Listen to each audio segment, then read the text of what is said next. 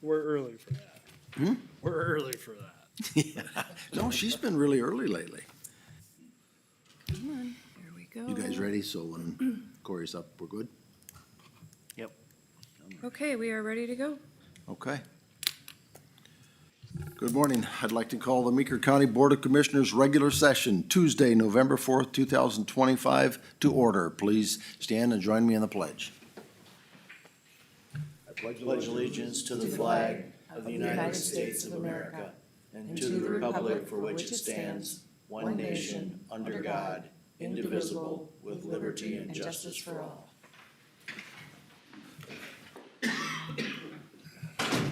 Commissioner Olberg will not be with us today, so her seat will be empty. Did. All right, public comment. Do we have anyone from the public? Keith? Okay. Good morning.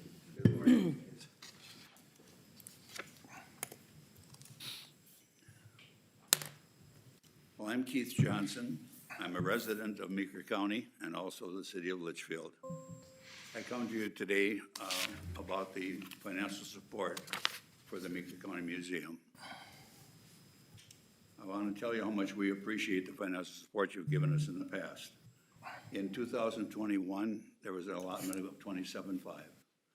In 2022, it was an allotment of $22,500.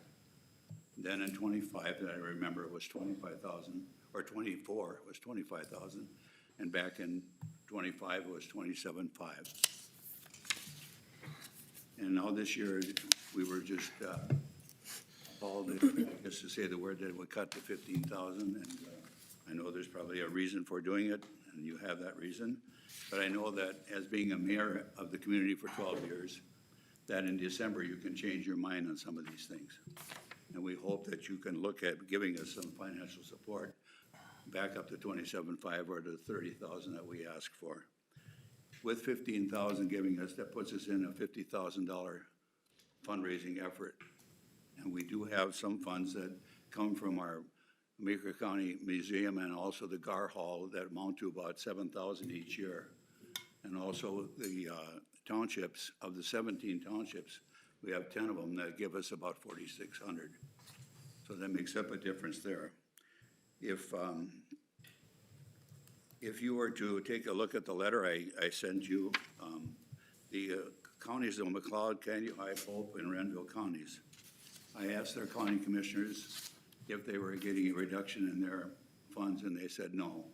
McLeod County is the only one that has a city that does help them. The city of Litchfield helps a lot, and infrastructure costs and insurance, and that's about $22,500 projected for the next 3 years. And if we were to look at, if the city didn't come through with that, we'd have a budget that we'd have to come up with about 85,000 or 87,000. If I gave you a handout that shows back in 1961, the county made a resolution to raise $6,000 a year with a $500,000. Now, if you take $6,000 in 61 and you make that money into what it is today, that's $59,000. There's quite a bit of difference in that respect. But I know there's a written rule, or not a rule, but a document, and I can't produce it yet, but as mayor, I think the county and the city work together to make the Gar Hall and the Meeker County Museum work. And it was attached onto it in 1961. So what we're asking is that if you could at least come back up to 27,500, it's gonna make it easier for us. We pay our director over there $36,000. She works 32 hours a week. And we pay a part-time person $15 an hour. It's really poverty wages when you think about it. There is no fringe benefits of any kind.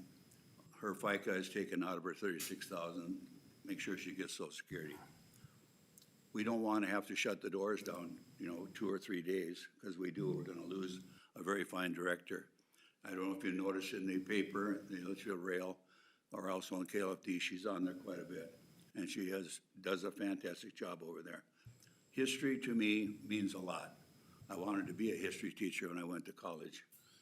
And being mayor and knowing what the Gar Hall and the museum was, It's a fantastic, fantastic jewel in our community. For us to go out and raise all this money, if we just do it in Litchfield alone, there are 8 communities in Meeker County. Maybe a person should go to each one of the cities, ask the mayor and the council to give money to the whole situation. But right now in fundraising, right now, I've asked, I think I gave you a letter pertaining to the fundraising, and that was like our 501c3 service clubs in town. And we raised 3,200 already with that. And so, and we have a couple private donations that came up to 5,000 and 7,000. So it does help us a little bit, but we still are a shortfall of 20-some thousand after all this is said and done.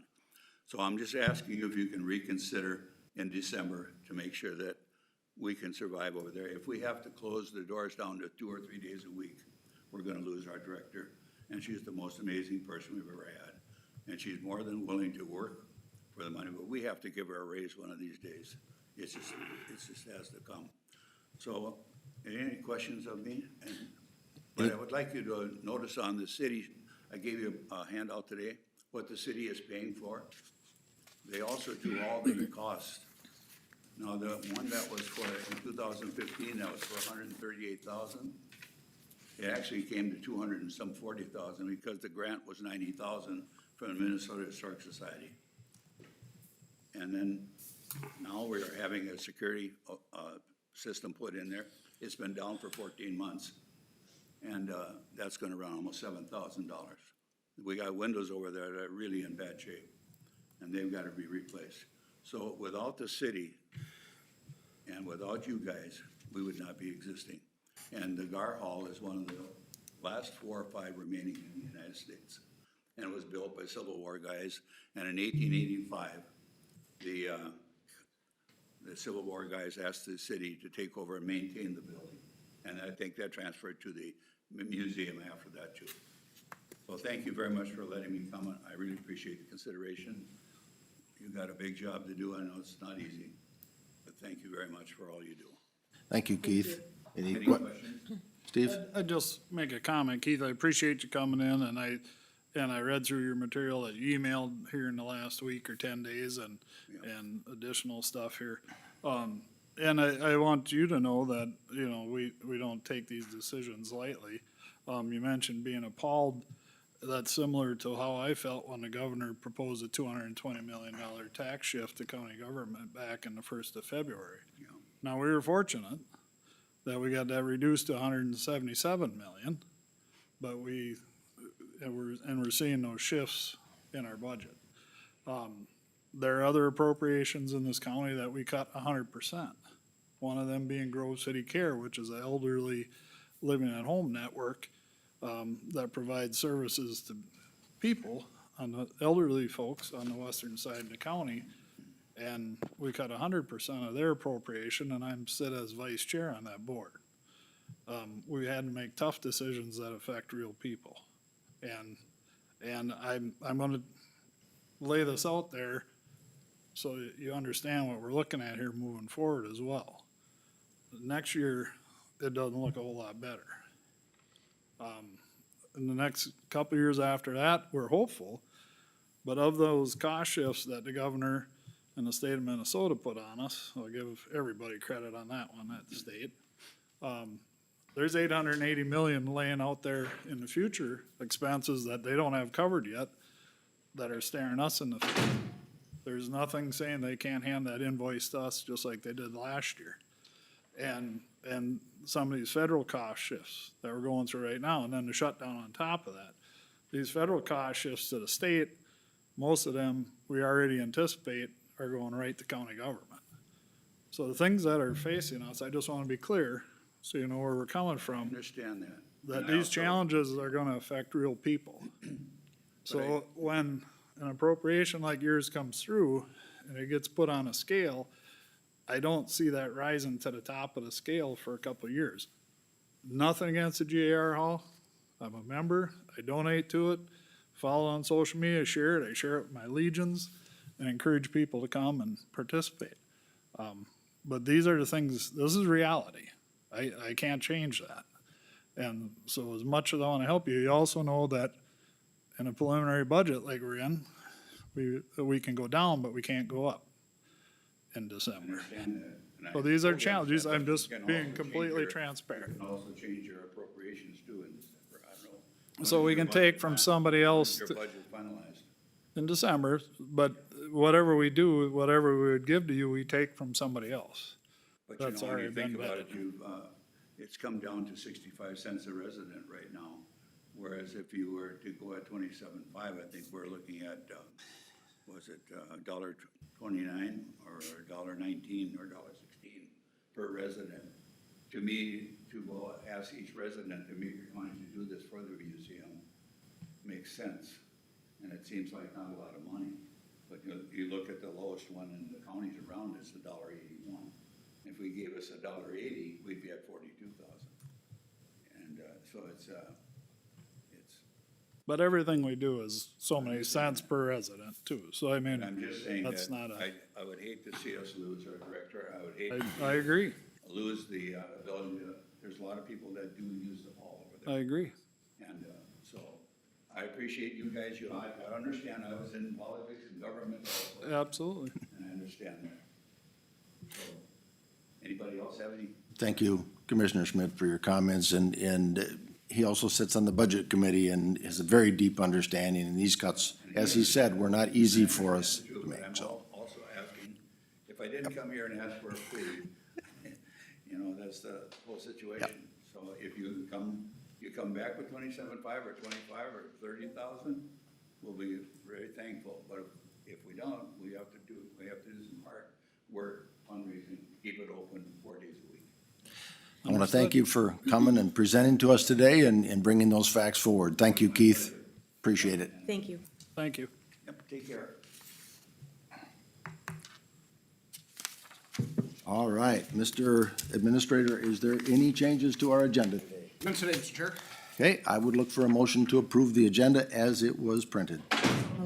We have a motion by Commissioner Van Ort. Is there a second? Second. Second by Commissioner Samke. Any further discussion? Hearing none. All those in favor say aye. Aye. Opposed, same sign. Motion carries. Andrew, consent agenda. We have approval of the October 21st board meeting minutes. Approval of the Health and Human Services County and Hospital accounts payable. Approval of the procurement card agreement to the state of Minnesota. And approval of memorandums of understanding for the paid family leave program with the MNP union. That is the consent agenda. Okay, does anyone have any questions on the consent agenda? Mr. Chair, on that, card procurement, can you walk through that a little bit? Just give a. Yeah, so it's just changing the credit cards that we currently have. So we have credit cards with several banks right now. This would move it all into one bank. And then it's under a state contract, which then provides rebates back to the county as well. Okay, thank you. I meant to ask you that yesterday and I didn't get back to you. No worries. What type of rebates, Andrew? In the form of points? How much we spend, but I've seen on an average 800 to 1,000 quarterly. Okay, 800 to 1,000 quarterly, so it's a few thousand extra dollars a year coming back towards the county, but right now, we're not seeing that. So, okay, so those rewards are not required to be spent in any certain way? no, it's just cash. Okay. So we could use them against the bill. I mean, I ran into this on another committee I'm on, where they didn't have a policy about how those rewards were used, and it ended up being kind of a, They'll be Sticker. returned as revenue to the county. okay, good. We have that lovely thing called a general fund. that Yes. we Can use. All right, any other questions or anything that you wish to move to the full agenda? Hearing none, I would entertain a motion to approve the consent agenda. I'll move the consent agenda Okay, as motion presented. by Commissioner Schmidt. Is there a second? I'll second. Second by Commissioner Van Ort. Any further discussion? Hearing none. All those in favor say aye. Aye. Aye. Opposed, same sign. Motion carries. Mary Ellen Wells and Tyler for our hospital matters. Good morning. Morning. I was just thinking that. For those of you, we were here at the work session and updated on the building project, so we appreciate all the time that you're devoting to us. Just the previous speaker, and I can't help but know how hard it is right now for everyone. We're right in the middle of our budgeting process for next year and trying to make the assumptions that will guide us into the future. It's tricky, it's tough. So just know that we appreciate you guys and what you have to face. Just a couple of additional points I'd like to make besides having the budget process. The other one that we implemented recently was we call it Pay for Performance, or the Meeker Merit Program, we're calling it, where we changed the methodology for giving raises and compensation for our employees. And we're recognizing now the effort and the work and the outcomes that our employees produce. So we started first with ensuring that we have competitive wages. So that was our first step, was making sure that we can offer wages so we can attract and keep strong employees. The second, then, we rated how our managers worked with our employees and rated them from needs improvement, meets expectations, and exceeds expectations. So the increases for merit went from 0 to 3.5% based on employees' performance. So far, it's been received nicely, and we're looking forward to continuing to roll out next year clear expectations and giving employees every opportunity to exceed going forward. I'm going to stop there and just turn now to Tyler unless there's questions before he delves into numbers. Maybe after the numbers there will be. How is your staffing? Are you fully staffed? Do you have open positions? We have open positions in several different areas. We're trying to be creative. We have openings in imaging services, physical, our therapies, and nursing. In several different areas. We are down 2 providers, so we are actively recruiting. But it's a tough market. I think everybody faces this. We're lucky to have those employees who are here, very talented and well motivated. Where you had on your screen there the paid family leave. That is one thing that we're going to look at very carefully in the coming year, because it's wonderful to be able to give people the opportunity to raise the children, take time when they need it. We're going to be facing some headwinds, though, if we have to replace too many people. Paying into the system, for the new paid family leave is one thing, but when someone's off, typically the job can't sit not being done. We're anticipating needing more travelers, which means the higher costs. So that's the struggles of our budgeting right now. You talk about, yes, when they're gone, the job goes undone, or it gets spread among the people that are there, and then you face burnout. Yeah, So, it's a double-edged sword. you get it. Thank you. Some challenges are on the horizon. And we have a lot of leaves. Healthcare in general has a lot of leaves, but we have a lot, 30 to 35 in 2024, and we're on pace for that in 25. And those leaves have to be a certain length, right? It's like a week or 2 weeks or? It's all based on, if it's a medical leave, it's based on what the doctor's recommendation is. But the max leave right now is 12 weeks through FMLA, and then PFML will be 12 weeks for caring for yourself, but then an additional 8 weeks paid caring for somebody else. So 20 weeks, potentially. Which could be a baby, it could be a neighbor, it could be 2 separate events. If someone has a baby, most likely what's gonna happen is they're gonna take 12 weeks paid leave for themselves, and then an additional 8 weeks of bonding time for their child. And so it'll be 20 weeks straight. Did you say that a neighbor, or am I just? Yeah, So you have a neighbor who's sick that you're gonna take care of? Specific criteria. There's specific criteria, but it's a close personal relationship. Okay. Yeah, I guess I use that as an example. What are you smiling I about? won't say. Determining the close personal- We're going to see this, this new program. I anticipate there'll be changes made.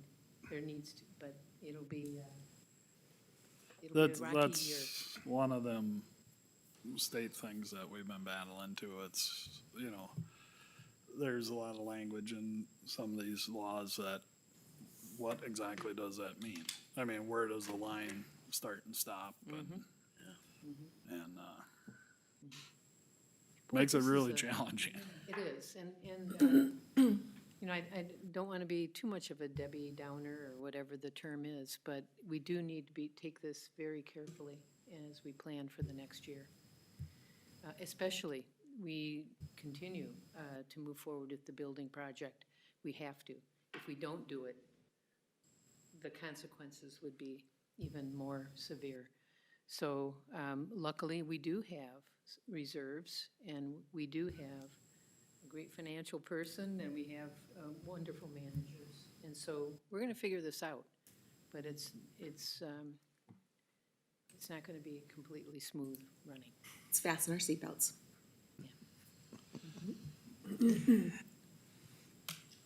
Okay, financials. So you guys have the financials for August and September since the last time I presented here.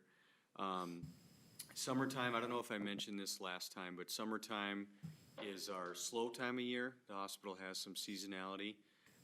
Dips a little bit in the summer, not a ton, but a little bit, and then in the wintertime, we see elevated volumes.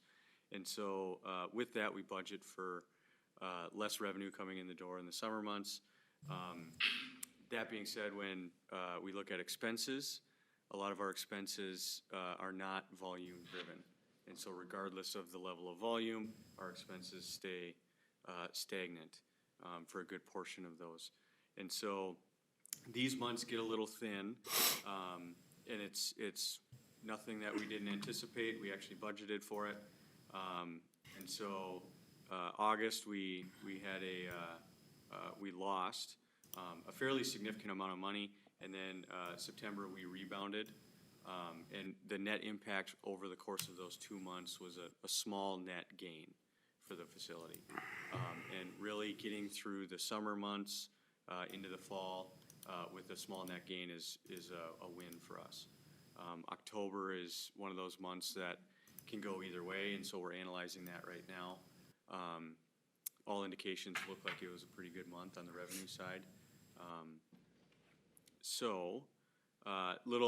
Couple specifics here. Outpatient on the revenue side is still the vast majority of the hospital's revenue. We're seeing that statewide, actually nationwide. Outpatient services are really taking over inpatient. And so that's nothing new there. Other operating revenue, this is primarily our pharmacy revenue, continues to be a highlight on the financial statement. September had a little bit of a dip, but that's all par for the course when it comes to revenue or pharmacy transactions. Expenses, you can see expenses in August were significantly higher than the month prior and the month after. That's because we have one-time expenses that hit sometime within August, September, October. We budgeted for them in September this year, so we're just based on historical data. But in that time frame, we'll always have a large expense month.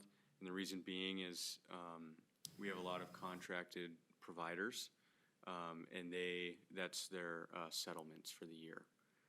So we pay them a flat rate, a salary, if you will, and then based on their production, they either have to pay back in or they get a settlement. And so that's the result of that. That's the center care agreement we have. Yep. So that comes once a year. Non-operating, steady growth there for a Again, net of the 2 months, a couple $100,000, so that's great to see for this time of year. Year-to-date so far, we're at about a 6% operating margin.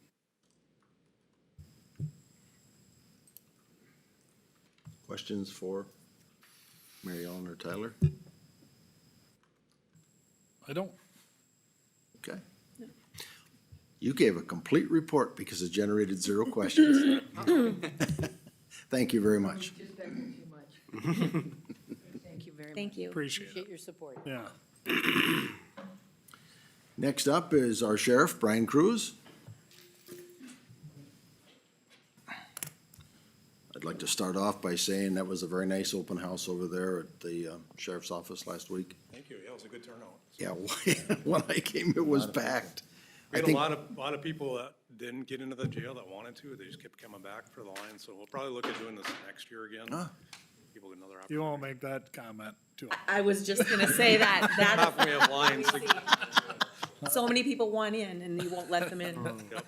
I think it was an eye opener for a lot of people. We were giving them good information on how the revenue we generate off of inmates to help defer the cost. So Okay. people were really interested in some of that stuff. So yeah, it was a good turnout. yeah, I was just impressed because folks, of course, were fascinated with your drone and your outside mobile command unit. Yep. And seeing the new decals on the car and, you know, that all looks really nice. And then you go inside and you look, you know, that whole security system kind of has a air about it because you have to walk through security to get in. So, Yep. yeah, I just Well, was and very impressed. in general, I thought the whole remodel project, just the flow, like on the LE side and the office space, the way that works together now, and then the same thing on the 3rd floor of the courthouse there, that, you know, with dispatch and stuff, just the way the workflow works. And Brandy's up out of the basement now, and there's just, it really, I'm impressed with the project.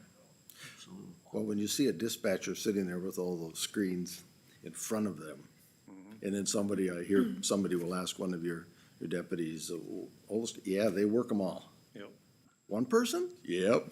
Talk about multitask, you know. Yep, heard a lot of comments about that. People don't realize what a dispatcher really does or how much information they gotta take in at any given moment, so. It did seem like your group down there generated so much more interest in that floor up from you and their open house. Nobody just, It was a jail and dispatch that people wanted to go to. nobody ventured up to our attorney's office hardly at all, did they? Kinda boring up there. No one likes an attorney. Yeah. Okay, you are here to talk about a bidirectional amplifier. Yeah, so speaking of security, after the remodel, we found a couple dead areas. One being at the security station itself and then upstairs in the new holding cell areas. No radio coverage, so not getting anything in, not getting anything out. So we had DSC Communications come in, do a site survey. We actually found one of the antennas was taken down, the existing system in the courthouse, so that got put up. That helped other areas, but still didn't help this new area, and it's just the new construction, all the cement and the metal and everything right there. So what they did was they did an assessment, and then ultimately just brought this proposal forward for what we call a BDA, or bidirectional amplifier. This is not a repeater system. This just amplifies the signal coming in and out of those areas, so this will give us the critical communication that we need in those areas. The cost for that quote from DSC was $30,305. So my request today is to approve that quote to get that system in place. Did they give you an idea when they'd be able to do the work? Very quickly, yeah. They would. Yep, we should be able to get it done within the next couple weeks. Mr. Chair, if you recall, not too long ago, Joel brought forward a couple of different projects that were included in the budget for this year, both of which came fairly significantly under budget. The savings we see from that pays for this. And so it would come out of the same account and all of that. So That was my next question. Where are we getting it from, so. Any questions? This is out of my, realm of expertise, but is there a guarantee with this that then it's a guarantee that this will Yeah, take I don't care know of the that they use the problem? word guarantee, but we will have coverage. So they went through the entire area with their different instruments, and they can measure where it drops off. So the bi-directional antenna gets aimed in those different directions to specifically cover those areas. So once this is in place, we'll have complete coverage, and there won't be any. No issue, okay. Problem solved. Any other questions for Brian? If not, I would entertain a motion. Mr. Chair, I'll move to approve a quote from DSC Communications for a BDA system at $30,305. We have a motion from Commissioner Schmidt. Is there a second? Second. Second by Commissioner Samke. Any discussion? Hearing none, all those in favor say aye. Aye. Post same sign, motion carries. Thank you. Thank you, Brian. Thank you, Thanks, Brian. Christie is up. Disability waivers and adult protection annual report. Good morning. Good morning.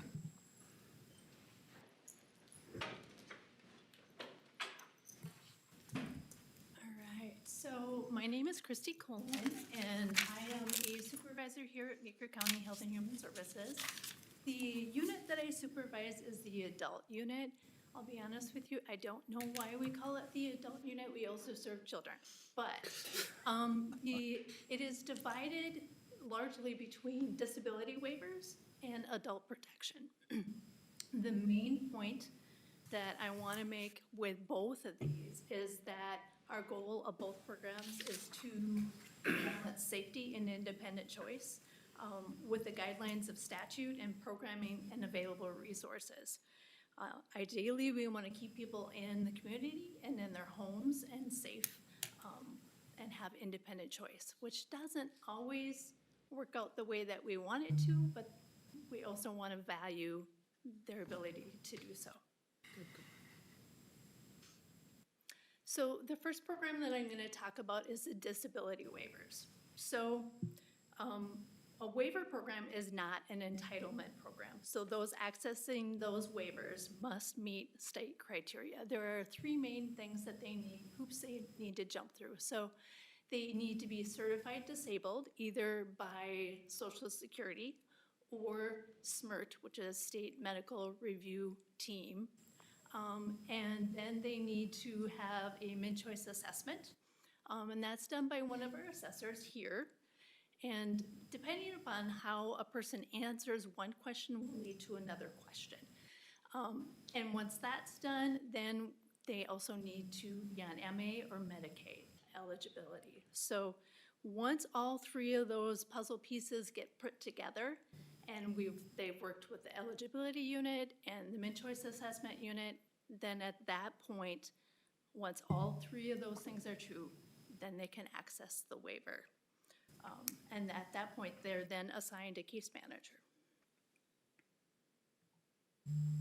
So once a case manager is assigned, what they're going to do is collaborate and create and maintain partnerships with folks in the community and offer services that are based upon the person's assessed need. So the waiver is always payer of last resort, which is ensuring health and safety first and foremost. One of the challenges of the services that we provide is that, as you heard with some of the earlier presentations, is there's short staff everywhere, right? So a person may have jumped through all of these hoops and they are qualified for the waiver, and we don't necessarily have the resources to meet those needs. So for example, right now, getting homemaking is very challenging. It's a very simple service that might seriously keep someone healthy and safe in their home for a long period of time, and finding an agency that has homemakers available is challenging.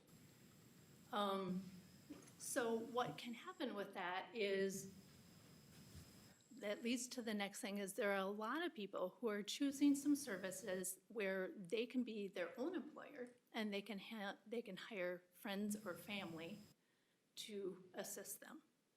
So that's a second, we're seeing an increase in those services.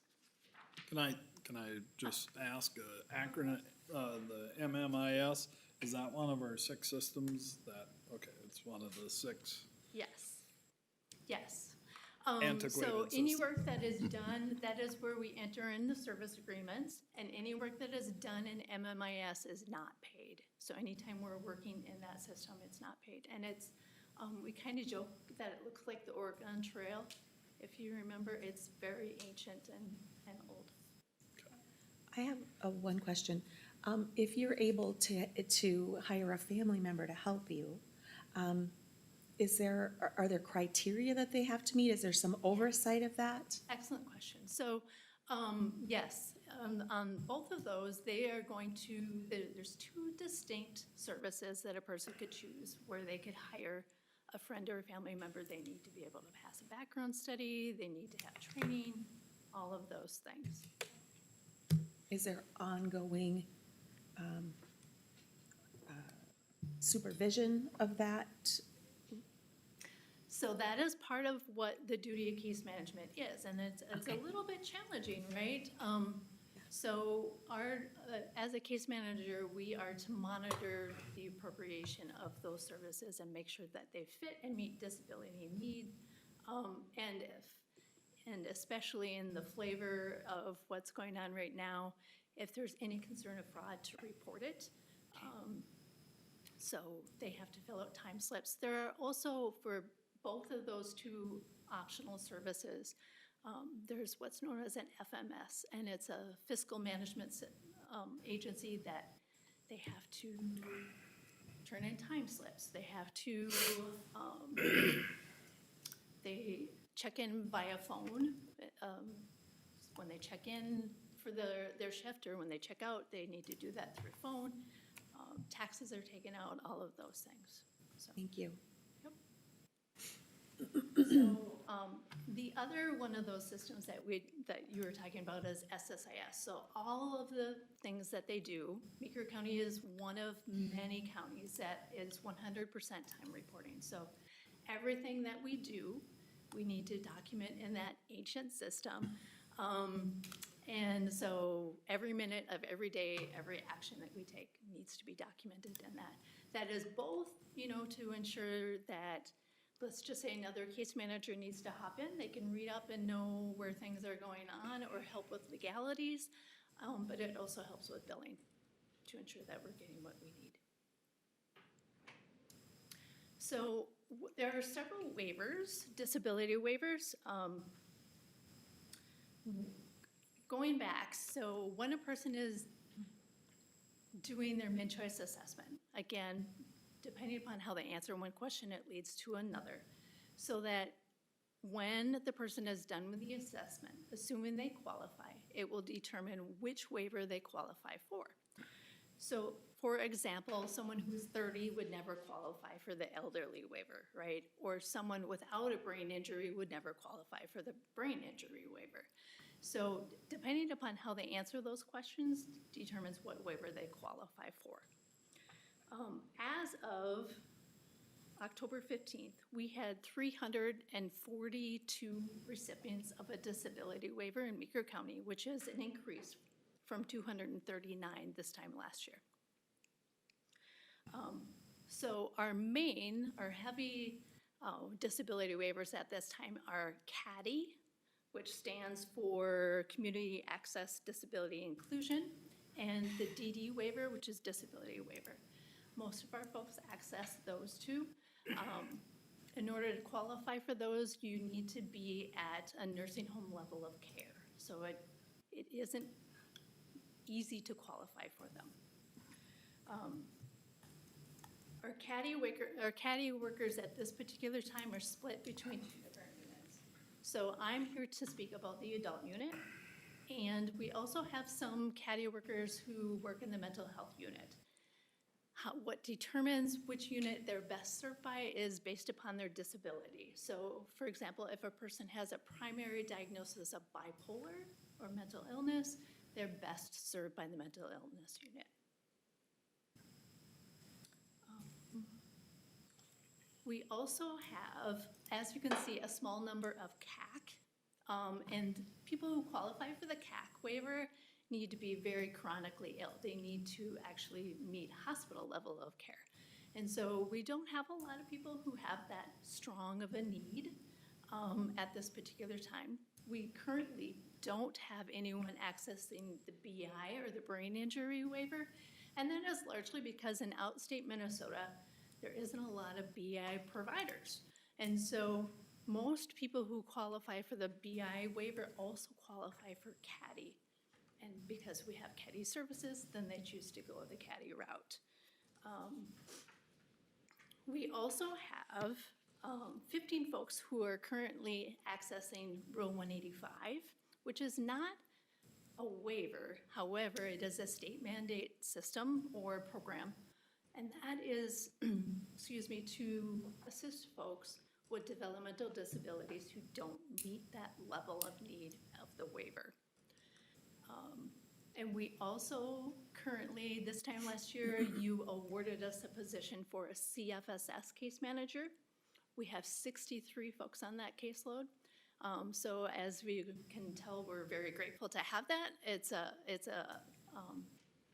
ever-growing program. CFSS, another word for that you might be familiar with is PCA. So that's a state system. It is mandated, and they're ever-changing how to do it and what hoops we need to jump through.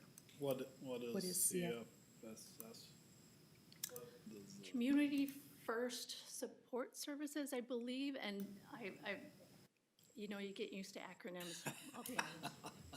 No, Yep. And, pardon me, but who do they serve? CFSS? Can you Yep. give a description? So those are folks that qualify for just PCA.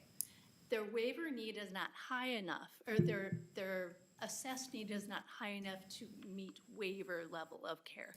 Okay. So they need a PCA to come in and assess them a certain number of hours a day based upon that assessment. Okay, thank you. So we have ProWorks here. Do we, folks that fit in, that under these would be candidates for that type of? Yes, yes. So most of the folks attending ProWorks are either accessing the DD waiver or the CADI waiver. Okay. And then there's a couple on Rule 185 at this point. Okay. When they're on Rule 185, that's primarily county dollars It that is. pays for those work services. So I have asked Christy to reach out to those families if they can, if that was the only needed service, sometimes families could have gone on the waiver and chose not to. And in the past, we haven't pushed that issue, and we are going back to those families now and asking them to go on waiver. Because we are incurring some cost. It's not huge, but looking at shoring up some of those budget line items. And, you know, to be honest with you, systems are really hard. And so when a family member's just taking care of their child and making sure that their needs are met, all of these acronyms are thrown at them and all the hoops they have to jump through. Wouldn't you take the lesser of evils if you could, right? So to explain that this will provide them with long-term security for their family member, if they do one more hoop, it would be. Yep. So when a person's on a disability waiver, there's often like a buffet of services that's based upon the person's assessed needs. So for example, a person who is accessing assisted living or a CRS or corporate foster care or residential care, they have to meet that level of need. So even if I qualify for the CADI waiver, I may not qualify for that level of need. So you have to qualify for the services that you receive. For example, a person who has high medical needs might qualify for nursing. A person who is a fall risk might qualify for a PERS or a personal emergency response system or a lifeline button. A person who, just because you qualify for the waiver doesn't mean you qualify for meals. So it's based upon their assessed need. The waiver only pays for services, never rent, utilities, or food outside of there is some meals that can be covered again on a necessity. It's one per day. So it's those hot meals that sometimes people get are paid for often by the waiver. When a person is residing in one of those residential settings that I spoke about, again, it only pays for the staffing. So a person who resides in one of those settings does need to pay the room and board themselves. That often leaves them with a very small amount of money. We call that personal needs. It's about $125 a month, and that's to cover cell phone, snacks, clothing, those kinds of things. So it can be challenging for someone in that. The hope is, with all of that going on, that we are able to meet the person's needs and provide them with safety. Sometimes a person may choose not to access all the services they have available to them, and we're not always able to ensure safety. And when that happens, then a case manager is, as a mandated reporter, is required to make what's known as a MARC report, or a vulnerable adult report. So anyone can make a MARC report or a vulnerable adult, but our case managers are mandated reporters and are required by law to do so. So that is the second portion of this unit. So the object of adult protection is to help connect people with resources and promote and establish safety moving forward. So we can't be proactive, we have to be reactive, and that can be a little bit challenging. We hope to maintain dignity and independence in a safe manner. APS fully recognizes and respects individuals' civil liberties and responds to those protections in mind with an eye of least restrictive interventions.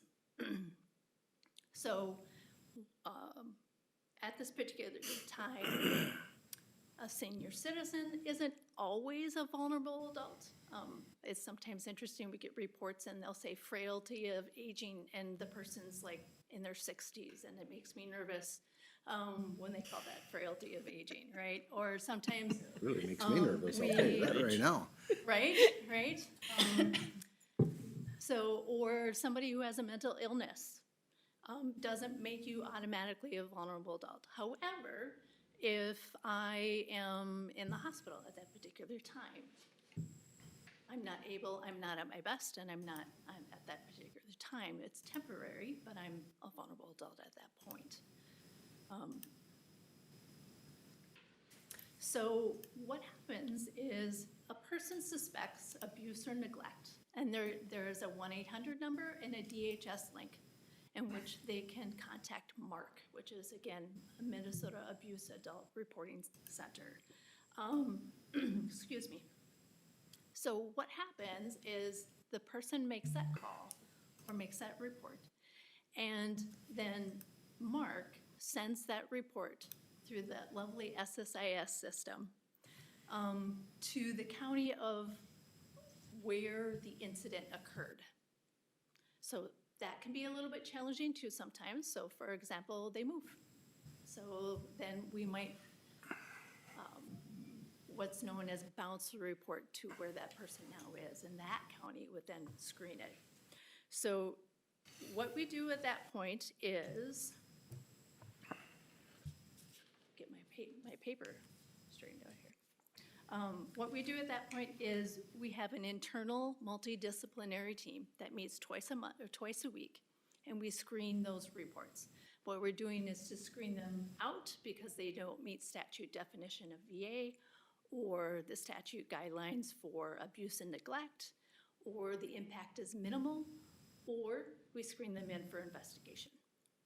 So, Kristen, if I may, Yeah.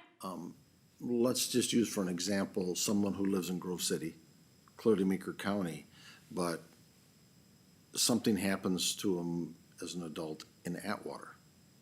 Candy Ohio is the one that does the, So sometimes What can happen is we will get mark reports from the hospital or from a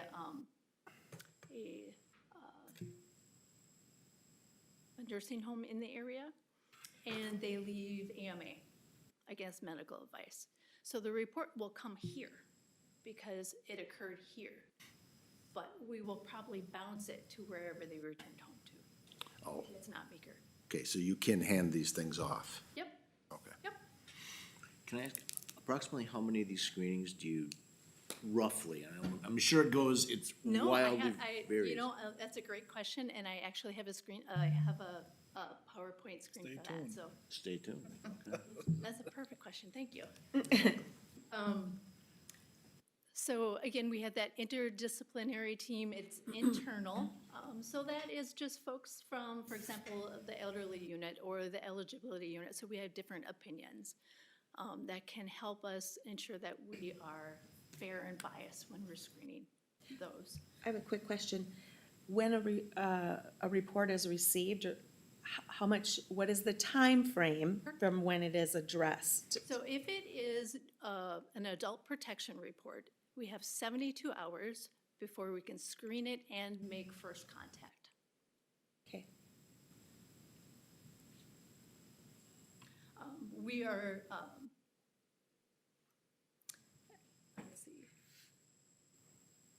We are also working at this time on a larger external MDT so that we are able to more efficiently work with law enforcement and the county attorney's office. Okay. Because a lot can happen in 72 hours. Yes, Yes. yes. Some of these reports, and you maybe get Yes, to this, and Brandy could maybe speak to this too, they could go with criminal charges. So that's especially needed in those cases, like if there's financial exploitation, that is theft, you know, those types of things. So. Yep. And it is important to know that we have a different level. So there's criminal level and we are civil level. And so we can't pursue any criminal. We can work with, but we can't pursue criminal. Our job, again, is to ensure safety, to establish safety. So the APS kind of mirrors the CPS multidisciplinary team and how we function. So Human Services will work on their end doing the civil side, but we'll also be reviewing it with the county attorney's office and the sheriff's office, Litchfield Police Department, or City of Eden Valley. So it depends on where the jurisdiction or where the incident occurred. But it could be, back to your point, Commissioner Johnson, is that, you know, if they reside here, but the incident occurred in Candioi County, then the criminal would be reviewed by the Atwater Police Department, Candioi County Attorney's Office, and then the Human Services of where they reside. Okay, thank you. So at this particular time, a large majority of the allegations received in Meeker County are for financial allegations or financial abuse. For quite some time, and that looks like a lot of things. We have people who are quite certain they have won a lottery of some sort, or there's scams all over. So it's a wide variety of financial allegations that we receive. For quite some time, secondary was mental or emotional abuse or caregiver neglect. Both of those things are a little bit challenging. Mental or emotional abuse is really hard to prove. We often, it's not that we don't believe the person, but we can't always substantiate those allegations because they're really hard to prove. Second, in 2025, our second highest allegation at this point is self-neglect. And so a lot of those are older folks who are living alone and they're just not safe to live at home anymore. And so trying to figure out how to ensure that safety, again, doesn't mean the person needs to move. We want to ensure that person is able to stay safely in the community as long as they're able. We don't have a right to make someone move. that, that's up to the courts. It's our job to provide them all opportunities and a buffet of resources, and they can still decline. So what that sometimes looks like, and it's hard, is we have people who are homeless and they want to be homeless or unhoused. And so we can offer them those options, and it can be a little bit challenging.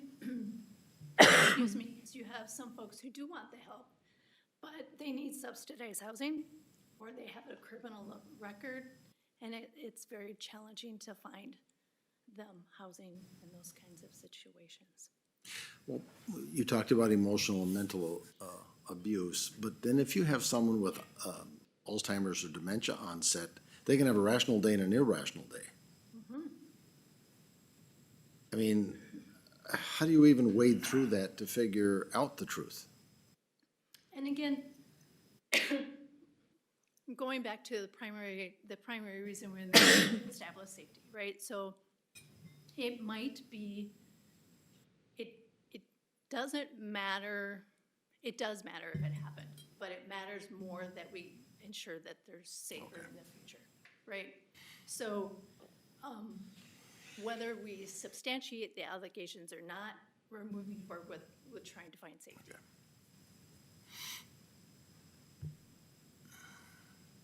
All right. So currently at this time, we have 2 adult protection investigators. They are part-time. They're also part-time disability waiver workers. So, again, I spoke about the financial exploitation, and that's our number one allegation at this point. It can be challenging to, one of the great things about adult protection is we can request bank records, and we can get those. The banks are required to provide them. They don't always provide them timely. So it can require multiple requests, and then just to wade through all of that to try and figure out if, for example, someone who's a rep payee used that money for their own resources versus the person's needs. Let's see. So, number of reports received. So in 2025 through October 1st, we've received 282 reports.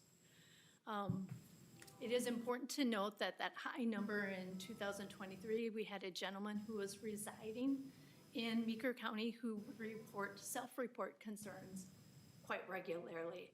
And they did not meet statute definition of abuse. And so those numbers didn't represent the whole story. One of the things has changed with Minnesota in that we now, when there are multiple reports on the same person, those are added in differently, which means that as of this year, those numbers are far more accurate than they have been in the past. So, excuse me. Yeah. So from 2021, we went from 23 to 282. Can you offer any other? Yeah, is this a correct? Yes. Can you explain that at all? It's very concerning. Yeah, I think, to be honest with you, I think as awkward as this sounds, it's a good thing.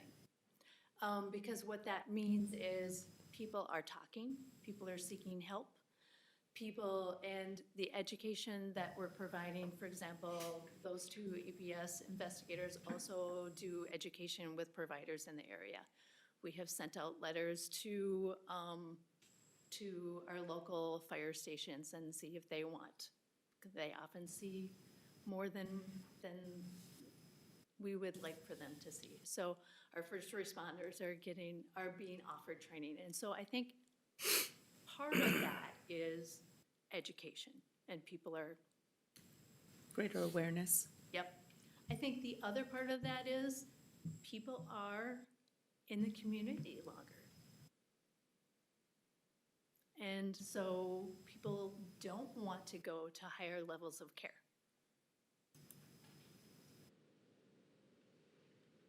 Do we know, do we know what the history is like, you know, like 10 years prior, from 2010 up? I mean, it was You know, I it's admit, not here, but I mean. Yeah, no, I admit I've not looked back that far. The MARC reporting system started in 2015 by the state, so it had a centralized location starting then. Okay. Before that, each report was sent to each county, and then the intake would handle that. So it's a relatively new report. Yep. So there's not a lot of. Okay. Do we have any idea how these numbers compare to neighboring counties? Like per population basis, I know it's. We're busy. We're busy. I haven't compared them, and that will be something next year that I'll write myself a note to compare that. But that is something, the other counties, have full-time APS workers, and they're busy, but, I think of like McLeod, and they're more of a metro. But our numbers are similar. Okay.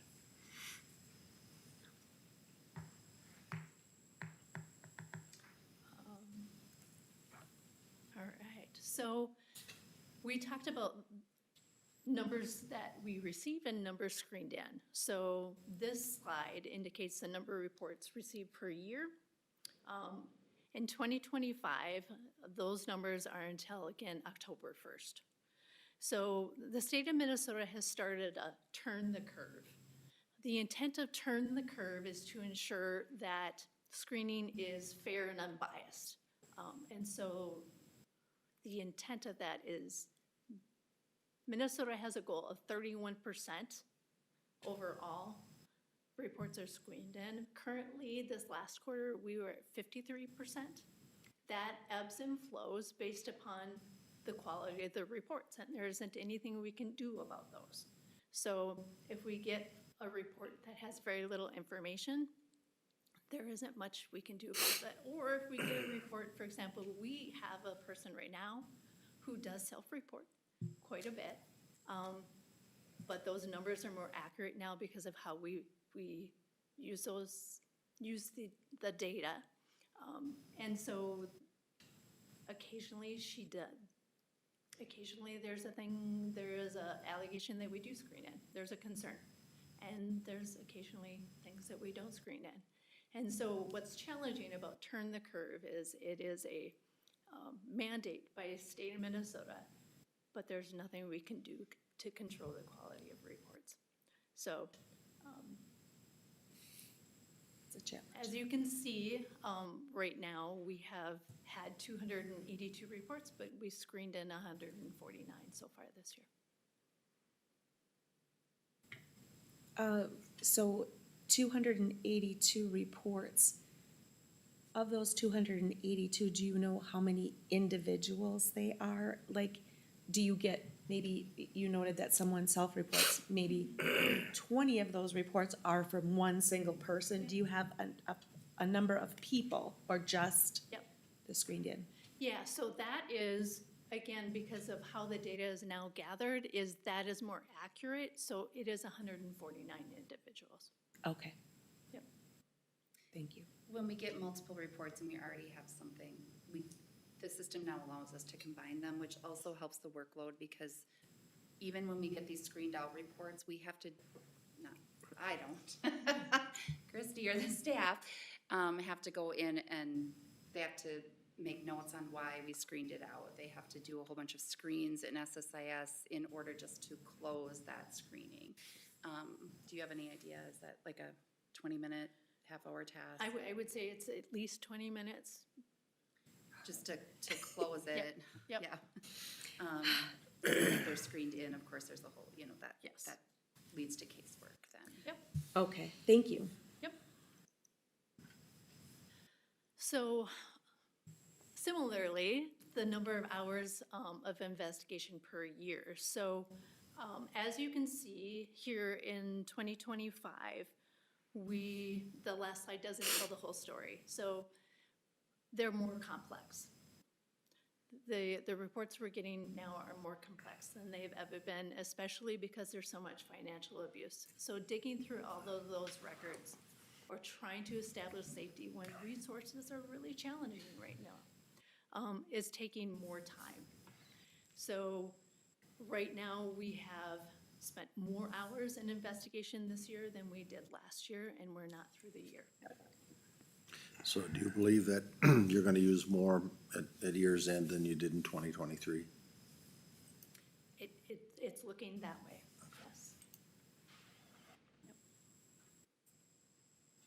So again, finding subsidized housing, especially if someone has a felony record and helping someone, and resources are hard. A person may, for example, may prefer to live homeless, may prefer to live without running water, that kind of thing. And so, and they have those choices. And so we need to respect that as long as they and those around them are safe. Slightly different, we have EPS, which is Emergency Protective Services. Those are reports that we would need to respond to within 24 hours. So if we get an EPS, we need to screen that immediately upon a receipt so that we can ensure, it doesn't matter if it's a holiday or a weekend, we need to screen those immediately. And we need to ensure that there's contact within 24 hours. Sometimes, not always accurately meet statute definition of an EPS or an emergency. Sometimes a person is just anxious about what's going on and wants someone out there right now. And while I can respect that, it doesn't meet the statute definition of an emergency. And so at that point, we then screen it on a regular APS screening to see whether or not we should open it up for investigation. So I have to ask this question because I'm concerned about your safety. You're doing these in person, you're walking into situations that may not be safe? Yeah, I appreciate that. So if there are concerns, for example, if the report is physical abuse or emotional abuse, we work with law enforcement. Okay. And we say that we're going out. Can you be in the area? We also have Mike Molitor on our screening team. He's able to provide some information or go with us and provide a medical perspective as well. And, I make sure that no one goes alone in those circumstances. So I have to ask the question I've asked of others. You're obviously seeing some things and having something. How do you take care of yourself? How does your staff take care of themselves? Yeah, we do a lot of debriefing after those kinds of things, and it is hard, right? And it's hard, for example, when I think what we see wearing more on staff right now is not so much the concern for safety, is when you're working really hard to establish safety for someone, and then they decline. And they decline the supports and services. And they're gonna continue living in an unclean, unsafe environment, and they have the right and capacity to make that choice. And I think that's what gets most wearing. I would say, like, this is where, duty to report comes in on first responders and stuff. Where we have a duty to report it, but at the same time, they don't have to cooperate with services offered. Yeah, so, and They- just know that all reports can be made anonymously, and so we never, ever reveal who the reporter is. And in fact, even if the report indicates who the reporter is, we always say it came in anonymously. And actually, I have an email that I need to coordinate with our crew in Eden Valley for training from somebody here reached out, I can't remember her name, but I got the email. Yep. They're offering training for us Yep, on how to recognize, what to be looking for Yep. and how to handle it. Did that with the hospital too, right? yep, Yeah. yep. We were at the hospital a couple months ago. We've done, and we have reached out, sent emails to some of the area first responders to see if they would like some training. We don't, just for the record, we don't encounter it often, but it's good to know what to do when you do. We have, I've witnessed Yeah, some myself. sometimes it's, simply going in to see someone as a first responder and noticing the environment, right? Yeah.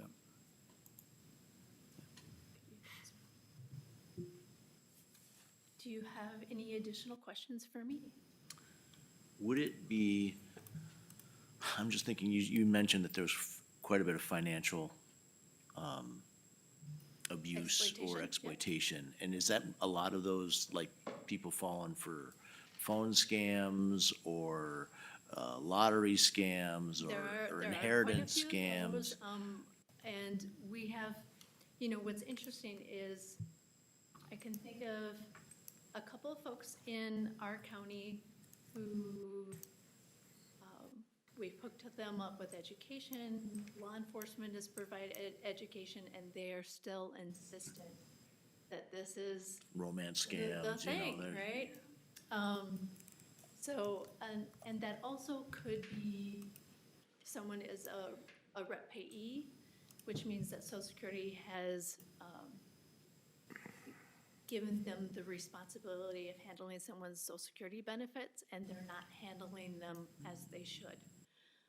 They maybe are using it for their own benefit or simply not keeping up with bills. Those are common financial.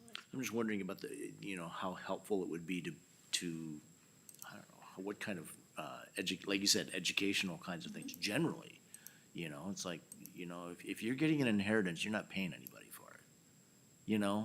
Just some of those basic kind of Right, things. right. Anybody's asking you for money to get you money, just Yes. dismiss it out of hand and just move on. Yes. And, because I look at the hours spent on all of these things, and I'm thinking, man, that's a lot of hours. If we can just help the public not get sucked up into some of these things. But these scammers are so good. That's true. They go They are- straight to they your are good. heartstrings, or they go to whatever they need to do to Right, get you. right. I think of a couple ladies that we speak with every so often, and the scammers are great. They ask them about their family, right? And they remember things, and they establish relationships for people who are lonely, and it's really challenging. I actually had one from, it wasn't Wells Fargo, but it presented itself as Wells Fargo, and somebody tried to fraudulently get into your account. And when you respond to it, then you would swear it's legit up until the part where they wanted to put, just put everything in your checking account into your wallet on your phone, cause we gotta transfer it there to shut that. It's like, no, I'm not moving anything anywhere. But up until that point, you would have thought Yeah. it was legit. They're using Wells Fargo, what they were texting you had Wells Fargo, logo and stuff on it. And so I shouldn't be saying Wells Fargo, cause they're. Nothing to do with that. Could be anything. Right. But it was very legit. At the sheriff's office open house, they did have a lot of literature sitting out so that the public, when they were coming in, could get that information on scams and what to look for. But our little know-befores, I had two of them yesterday, fishing ones that came in. And they look pretty good, I could see where someone would. It's a little different because I know know-befores testing, so I really look them over, I'm not gonna get caught, but the, average person that isn't involved in it certainly could. I lucked out the other day because I was literally expecting something from Walmart, and a fake one from Walmart came to me, and I'm going, what? This is like a day early. But I lucked, I just went, nope, fish. So, Quick question, in the instance of a family member, if there's abuse in that way, is there a repercussion for that? Is there penalty for that? So if allegations are substantiated, that would show up on a background study. So, and then, again, we're potentially working with law enforcement and our county attorney's office, and they may choose to pursue criminal charges as well. But what that would mean, as far as someone in allegations being substantiated regarding adult protection, is they wouldn't pass a background study and couldn't be hired to work with anyone. Okay, Vulnerable adults or children. Yep. okay. Any other questions for Kristen? No. Well, Thank we just you. want to thank you and all of your staff Absolutely. for what you do, Yes, you know, for the folks of Meeker County. yeah, that's a heavy load. Thank you. Why, Tina, you're all queued up and ready to go there. Good morning. Morning. Morning.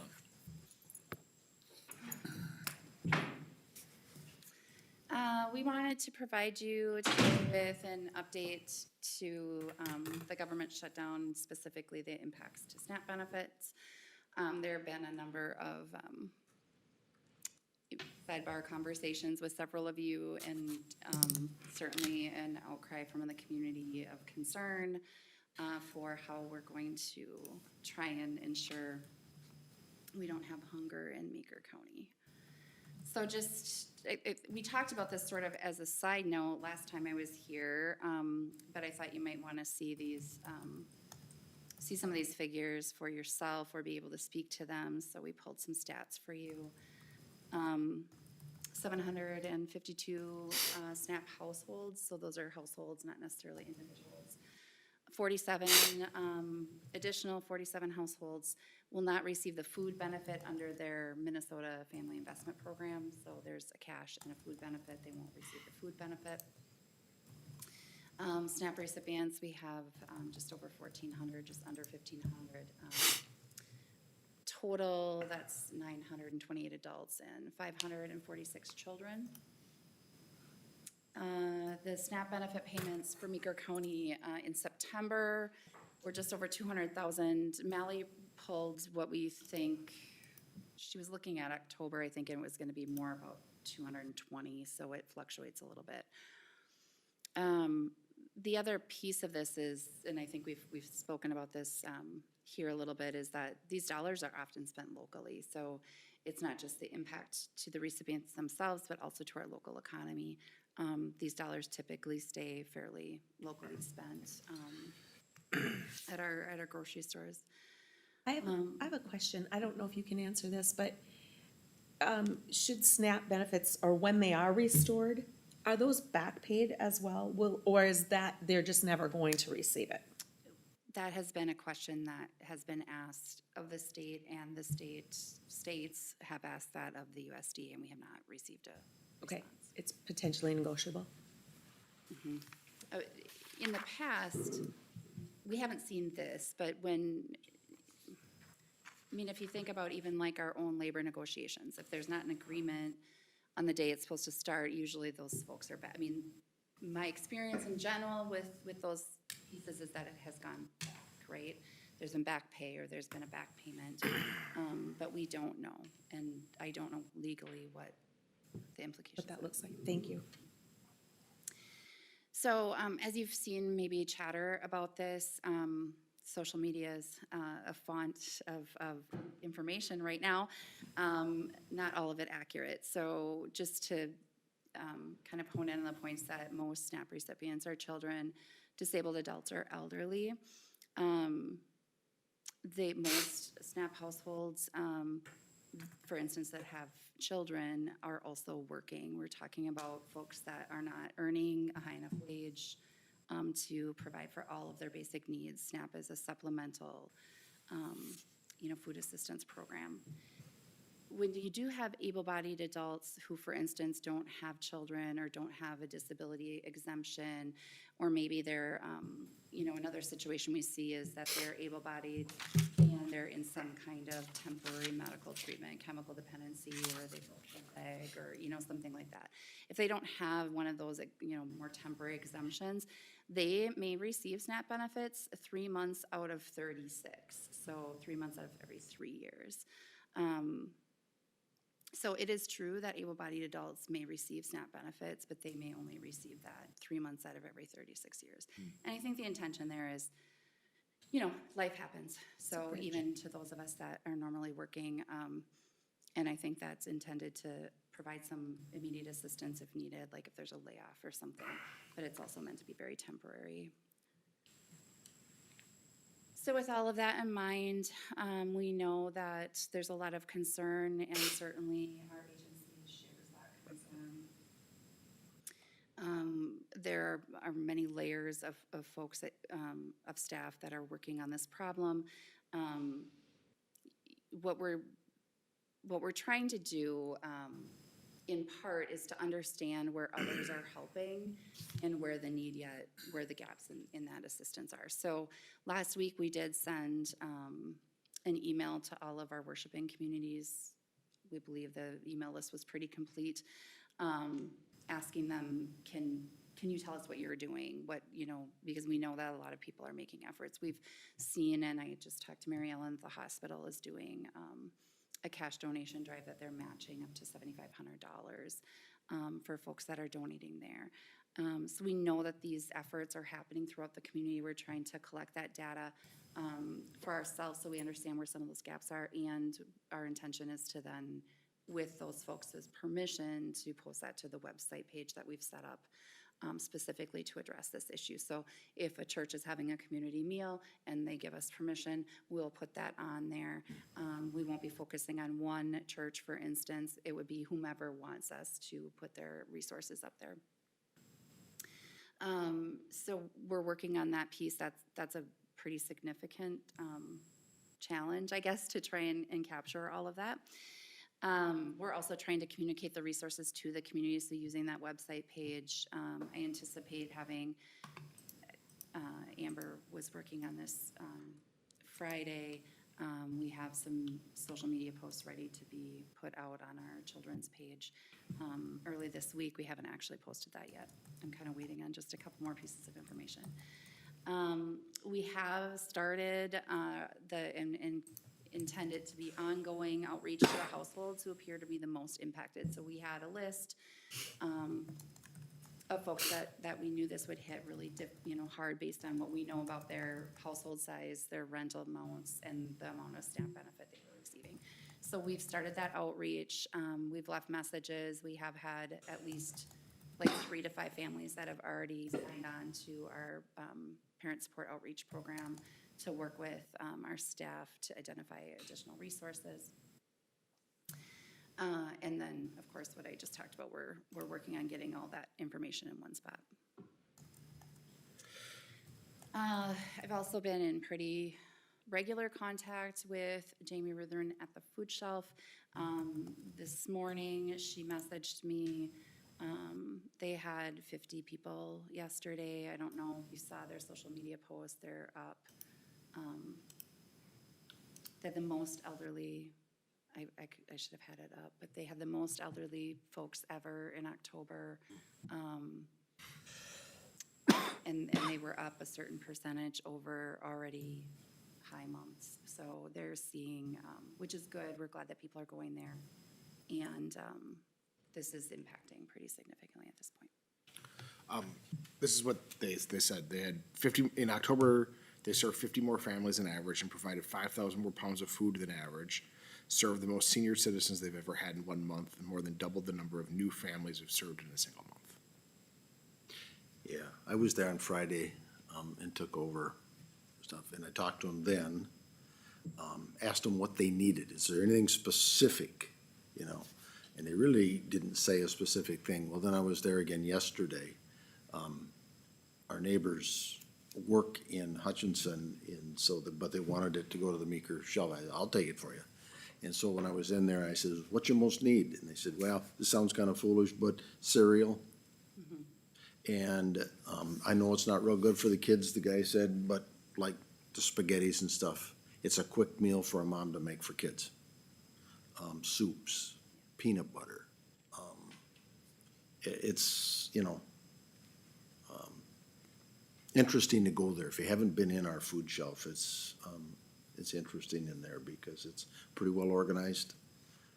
You bring it up the back door and they're more than happy to take the donations, so. We could have Jamie speak to this, and I know that their board is meeting on a regular basis, more so than normal, to try and support the need. I mean, the food shelves organization and their response to this community has been incredible, and I think we really should recognize their work, that it's been amazing. Tina, and they also deliver to the you might want to mention that. Yes, they do have a delivery schedule that is on our website, and they go to different communities, different days. We are concerned about that because some of the things we're asking folks to do is, you know, one of the plans we have to help fill the need is to have additional trips to the food shelf where you're not going once to get a month's worth of food to replace your SNAP benefit, but to go weekly. So these are the types of coordinate, you know, this is the type of thing you have to think through, and then, okay, well, what if those people don't drive? How are they going, do they have gas to get here? Do we have other people that could help deliver more frequently in the interim to those communities? So this is the kind of stuff that the coordination is just really complex on, and trying to think through all of those gaps and needs. So a lot of that assessment is still being done. And we do have staff time set aside here, and I know we have a lot of community interest in trying to assist in filling those gaps. I think the other issue is that, I mean, Jamie has her hands full just doing, you can imagine 50 people coming through. I don't even know how long they were open yesterday. You know, I'm not sure that they're even Till open 6. 8 hours. You know, they're going through with them and helping them shop and check out, and, you know, they do have great volunteers, and it's a lot. So when we were talking, we've debated with Jamie back and forth about if, you know, our response, so these other outside allocations that I have listed here, if we were able to tap into any of those dollars, would that be better for us to give someone a food card? Probably, you know, we have Walmart and we have Family Fare. Fair in town. I still want to call it Econo Foods. It's probably really outdated. And at Walmart, of course, you can get more than just food.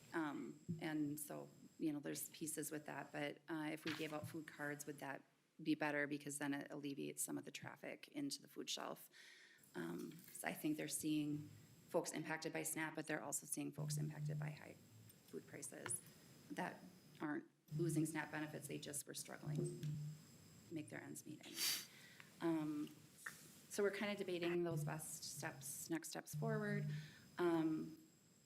We are trying to also make sure we're coordinating that referral process so that we're not duplicating efforts. So they're not going to the food shelf and getting a food card and, you know, all these different places. So, so we're, again, working on those things. Tomorrow is the first day that people will actually lose benefit because of the issuance on the cards. So, you know, we're taking, I guess, the rest of this week to try and finish these pieces. It's complicated. And we have some things ready to go. So when you look at the outside allocations, I just wanted to talk to you a little bit about this. So these go sort of from least restrictive or most restrictive to least restrictive. So for instance, we have adult mental health discretionary dollars that we receive from the Mental Health Consortium through state grants. In order to access those discretionary dollars, you have to have a statement from a therapist that says that your mental health meets a certain criteria. So those are pretty difficult to access. You know, it also takes time to get that statement, right? So even if we were trying to help people that we may think qualify, that would take, you have to go see someone, you have to get the diagnostic, we have to have that information in the agency. But we do have some people that are impacted that are already on adult mental health caseloads, so we'll be able to use those dollars for them if needed. We also have a number of different allocations, like our opioid response allocation, which is different than the settlement dollars. This goes to our child protection team. It's intended to prevent placement, so it does roll over And those dollars need to be used with families impacted by the opioid crisis. So again, there has to be some evidence of that.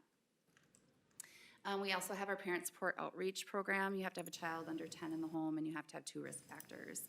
Those dollars run out December of this year, and then we'll get a new allocation. We have our emergency assistance dollars, which you increased access to for this purpose a couple weeks ago. Those dollars that we have on hand expire at the end of December. And we have our Family First Preservation Act allocations, which has a partial rollover. They changed it. It's kind of confusing. So we have those dollars, and some of them will roll over into '26. And then we do have some flex dollars, which are, it's hard to explain what those are, but those we have allocated through the end of December of 2026. And the reason I'm telling you this is that one of our concerns internally is these are the dollars that we primarily use to support our high needs folks. So prevent out-of-home placement, prevent commitments, those types of things. So the concern from staff is if we use all of these dollars to address the SNAP situation, in some cases, those dollars are being, like our PSEP grant then renews January 1st. We have a new set of dollars to use, to prevent out-of-home placement. And some of them don't renew at the end of the year. So we would be potentially tapping dollars that would have impact later, if that makes sense. So I'm telling you all of this as it was my understanding that the board was interested in exploring what else we should do in terms of county response. I just told you this slide, but the piece on here that I didn't mention is that the grants that I just mentioned, none of them are, the only one that can be used for adults is the adult mental health one, which is pretty limited. So we don't have a way right now, we don't have a grant allocation that we've identified that really can go to elderly or disabled adults that may have lost SNAP benefits. So they're a population that we would only be able to send to the food shelf for additional visits. We wouldn't have any additional dollars in-house for that. So if we wanted to think about it, at this point, Meeker County has not approved the use of local dollars to address the loss of SNAP benefits. Just so we're all level set, if we were to use any of those dollars and the shutdown ends and those benefits are back paid like we just talked about, we don't have a way, if we were to issue anything, we don't have a way to recoup those. So this would be additional, I guess, if those circumstances all held true. For some of our households, the SNAP benefit varies quite a bit. I mean, we have a lot of our disabled folks that are on Social Security, for instance, maybe get $20 to $50. Food shelf could probably fill that need with the support of the community. For some of our folks, I was hearing about a large family, working parents, but many, many children, and they receive $1,000 a month in food support. So the food shelf likely can't support that level of need. Some circumstances are much more dire. In those cases, additional local dollars may be helpful to ensure that food security or that we're not impacting basic needs. So in talking with several of you and with Andrew, I think the discussion point today is, do we want to consider the feasibility of assigning, I guess our recommendation would be to start with 25,000 local dollars to address loss of SNAP benefits. Alongside that, we would, at HHS, we would expect to use the other grants first. And to balance not exceeding, the understanding that some of those grants need to last for a while too. So we wouldn't maybe deplete them, but we would also look at them as part of that menu. Ensure the tracking of those expenditures to prevent duplication. So we have some ideas about that. It will take partnership with the food shelf in particular, but our community partners, we're still building that system. And then I think if we wanted to move forward, or if we don't want to move forward, either way, actually, we maybe would want to you know, set an expectation of when would you want to hear from our agency next about this issue, if the shutdown continues. As Tina and I have been talking about this for the last several weeks, you know, I think the main concern that I have is what can we do to support families who've tapped into all the resources that are available? They aren't eligible for the other grants that are out there. And is there something else that we can do to help provide that support, right? As is very much a benefit of last resort. We know that we can't replace the $200,000 per month of SNAP benefits that folks receive, but is there something that we can do to help maybe get them through until this issue gets resolved? You know, we know yesterday that, you know, the USDA's lawyers told a court, I believe in Rhode Island, that they're going to be able to make partial benefit payments this month. We don't have timing on that yet. My understanding is that there's a possibility they may be going back to the court tomorrow to provide an update on that timing. But as Tina said, we're running into the point now where people are going to start to feel the pinch of it. And so we wanted to provide this as an option, something to consider and get some feedback from the board on. You know, we will address the situation in the way that best meets the community, but in a way that you direct us to. So.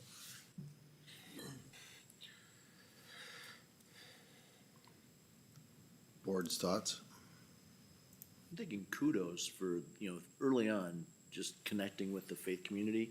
I just think that there's a whole lot of resources out there that the churches can provide and individual people to meet some of those needs, you know, and just that coordination, kudos, way to go.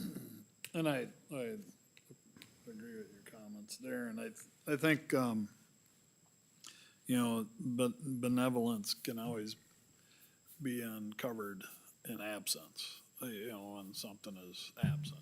So, I'm curious on the, I guess, my question would be on the 25,000, which finger do we put in the dike? You know what I mean, type of thing, where do we direct that, or do we?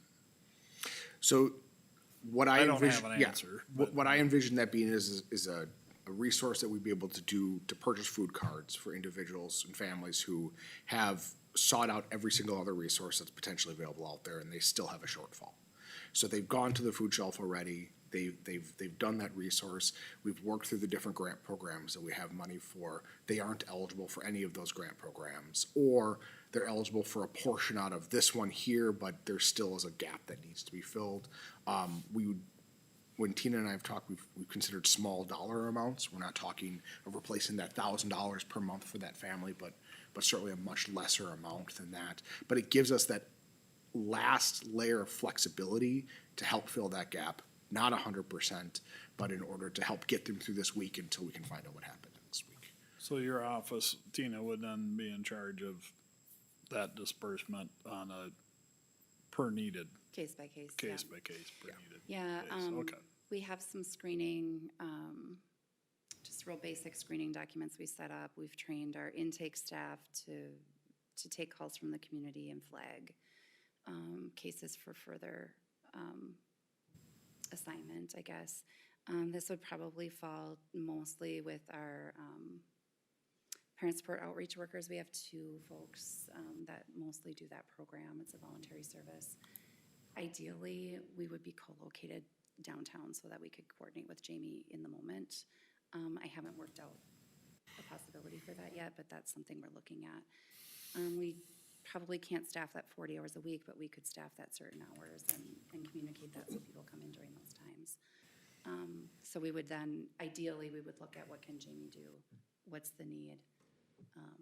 We would know what their benefit set was intended to be, and then what program or what dollars would we have to fill that. Even without the 25,000, I think we would still like to move forward with that plan for families, because most of the grant dollars we have do apply to families. Potentially the hardest hit folks that I'm sort of most worried about next are our elderly. I worry that they I'm glad to hear actually that they were this was the highest number at the food shelf. Most of the time when I've worked with people individually, they don't want to go to the food shelf because they think that's to feed families. And, our elderly folks have, I think, they're very selfless. And I'm worried that they won't use that resource. So I think that outreach is sort of the next on my list, and we don't have specific dollars for that. We kind of just, I don't know if we really had a reasoning behind 25,000. I think we had heard thoughts of trying to do the whole amount of, what our normal benefit set is, and would definitely recommend scaling back from that. I think that we have other resources that can meet portions of the need. The 25,000 is enough to do a lot of good, but also maybe not overreact to the problem. I don't know that, it's really hard because we just are seeing the first signs of it, right? I have a couple thoughts. People are in the front end of this are very generous, and they're all giving, and so there are some resources now. Yep. As we move forward, this might be more necessary if the government does not open soon, and so we want to back up. That was one thought I had. The other, I keep thinking about the Family Resource Center and how valuable that will be going forward if this comes up again. Right, yes. And then also, this isn't a this or that situation necessarily. I'm thinking about the appropriations that have been brought to our attention. And not that we're doing this or that, but I'm saying this is far more important, feeding people, than some of the other options for sending our money. And so this should be, this is a very important consideration, in my opinion. But I think we need to prepare for a little bit further down the road than right this minute. So that's my thought. That's kind of where I was gonna go. I mean, the other piece, the benevolence, the best way to wreck that is with a check. Yes. And so I just wanna be sure that we're not getting Yep. I agree. ahead of ourselves, but at the same time, not being ignorant to Prepared for a the- crisis. If that's, Prepared for a if crisis. that's what we get to. Yeah. And yeah, the government will reopen. Every time the government's reopened, they, everybody gets Back. paid back to where they were, so I don't see that as being an issue, it's just when.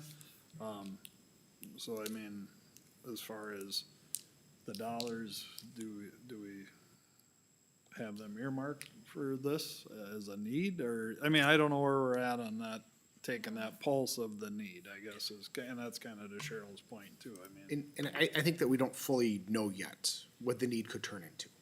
And so, well, we want to be prepared to be able to be nimble and flexible for that.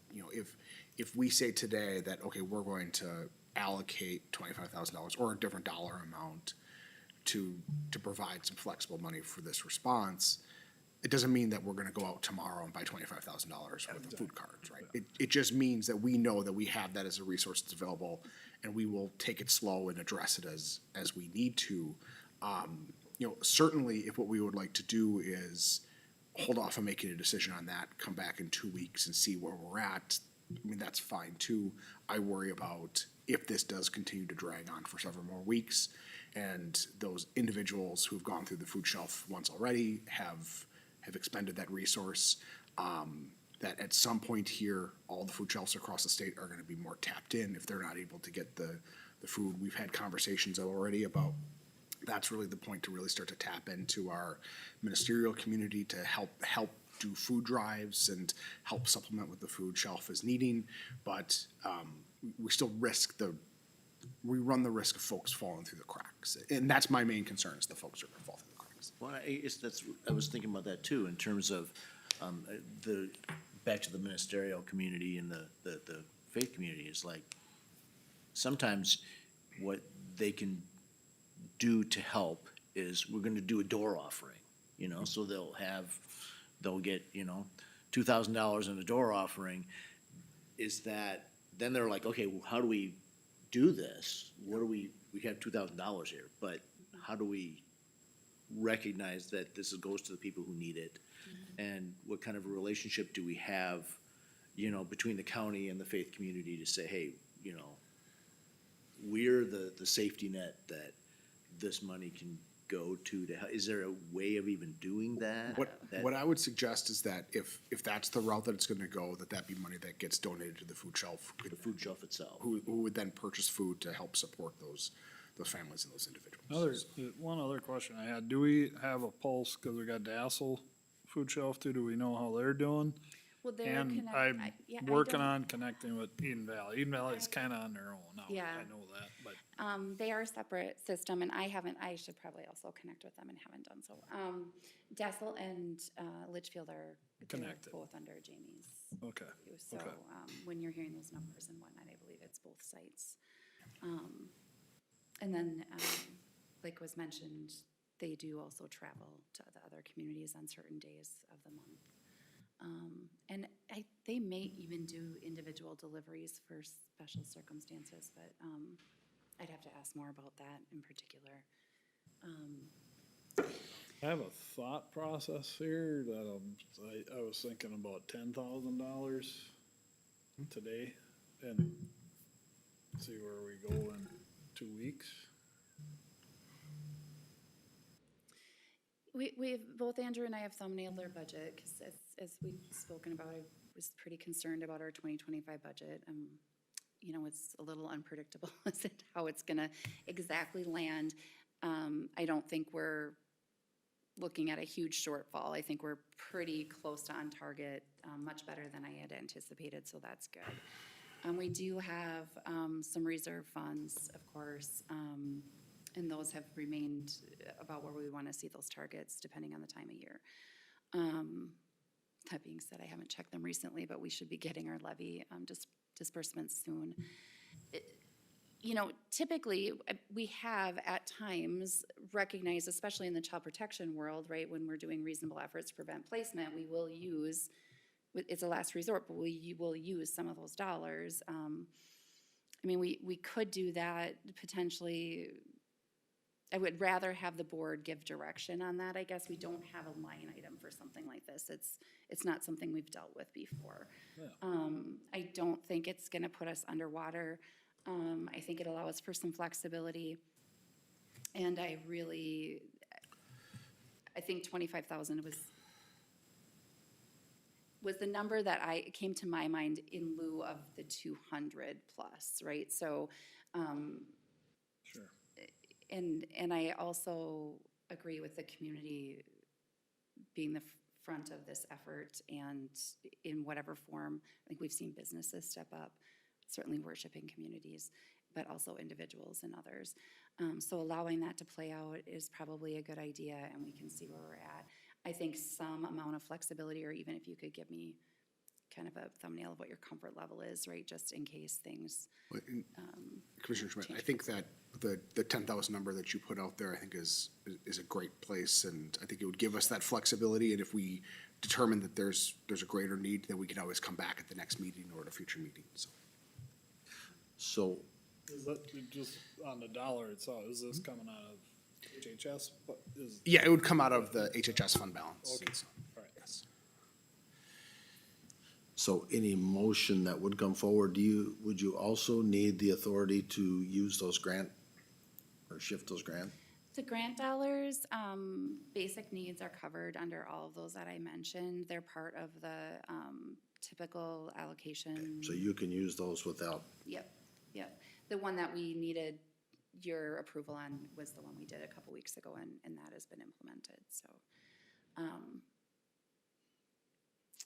And again, I think with those, sort of another strategy is we can run with those grant dollars. If we run them out, we could look at then allocating from fund balance to replace some of those dollars. So, again, the piece that would be maybe missing would be more of the elderly disabled folks, that we don't have a more specific response for. You know, you talked about the benevolence of our county. I was at Family Fair yesterday and they've got a goal thing on their wall. And when you pay, you have, the first option you have before you even see how much you owe is, would you like to donate? And it stays local. Yep. And that old green bulb was starting to work towards adopt. So we are a very benevolent community here in Absolutely. Meeker County. You know, I think this is a good conversation. I hear, you know, the debate and the concerns, and I think that's what I was mostly looking for. If we wanted to, we didn't put a motion on here, but if you wanted to motion for 10,000, or if you want us to wait, I think that either would be comfortable. The only, I think if Andrew can pay attention, next week I'm not I'm on vacation. I was intending to be not super reachable. Excellent. We'll see how that goes. Not a vacation, no, Yeah, but I'm sure between Andrew and Kay, you know, they could bring forth an emergency motion or something too if needed. But however you want to move forward with that, I think. I've spoken up. I mean, you guys gotta help me out. Well, I think we should consider some action. An emergency motion requires an emergency board meeting. Yes. So I think we have enough trust in the folks that are leading this county from the standpoint of our administrator and Tina and Yeah, stuff. no, If we put something out there today, they're not gonna use it unless they need it. Yeah, it's, I agree. no, it's not Yeah. we're not behind, but we Right. also don't wanna be sitting with a zero case. Yeah. So with that, I would entertain any motion that someone would like to make. Mr. Chair, I'll make a motion to approve $10,000, for the, to use to help fund benefits through HHS. We have a motion by Commissioner Schmidt. Is there a second? I'll second. Second by Commissioner Van Ort. Now, is there any discussion? Sounds good. All right, hearing none. All those in favor say aye. Aye. Opposed, same sign. Motion approved. Thank you. Do you want me to put time on the schedule for the next board meeting to provide an update, or do you want that to come through Andrew? We'll Talk work about that out. it? We'll Okay, work just let me know. Thanks. Thank you, Appreciate it. Tina. Yep. And I appreciate all your work, Tina, Yes. in St. Paul on the SNAP stuff too. There's, Yeah, I think the combination of effort, Commissioner Schmidt sent a very nice email to the staff, so I think I passed that on. But we'll figure it out and work with, we've got great partners and great communities, so we'll definitely work through it. thank you. Shutdown's coming to an end the next couple of days. This little election we got going on will be over and the sound bites won't be needed anymore and we'll go back to doing That's what business. I appreciate that. That's my prediction. That's what I was, Yeah, there. Senator Thune said there was a group of senators who were working on a compromise, and so, yeah, hopefully by the end of the week, we'll have something. yeah, that's what I was kinda told too. They're gonna hold Heard till that as well. election. Yeah, It's Yep. dollars in elections. Yes. Votes in elections, so. Sound bites in election. It's the Democrats' fault. It's the Republicans' fault, you know? Do you want to say your quote? I loved that quote. let's hear it. Political theater, Yes. political theater playing out at its best. Yeah. Yeah. All right, thanks, y'all. Thank you, Tina. May there be no applause at the end. Andrew? Do you want to take a 5-minute break? Yes. Sure. We're a little I do. behind schedule Okay, now. we will and- recess for about, well, I'll say 5 and it'll be 10. We're back. Okay.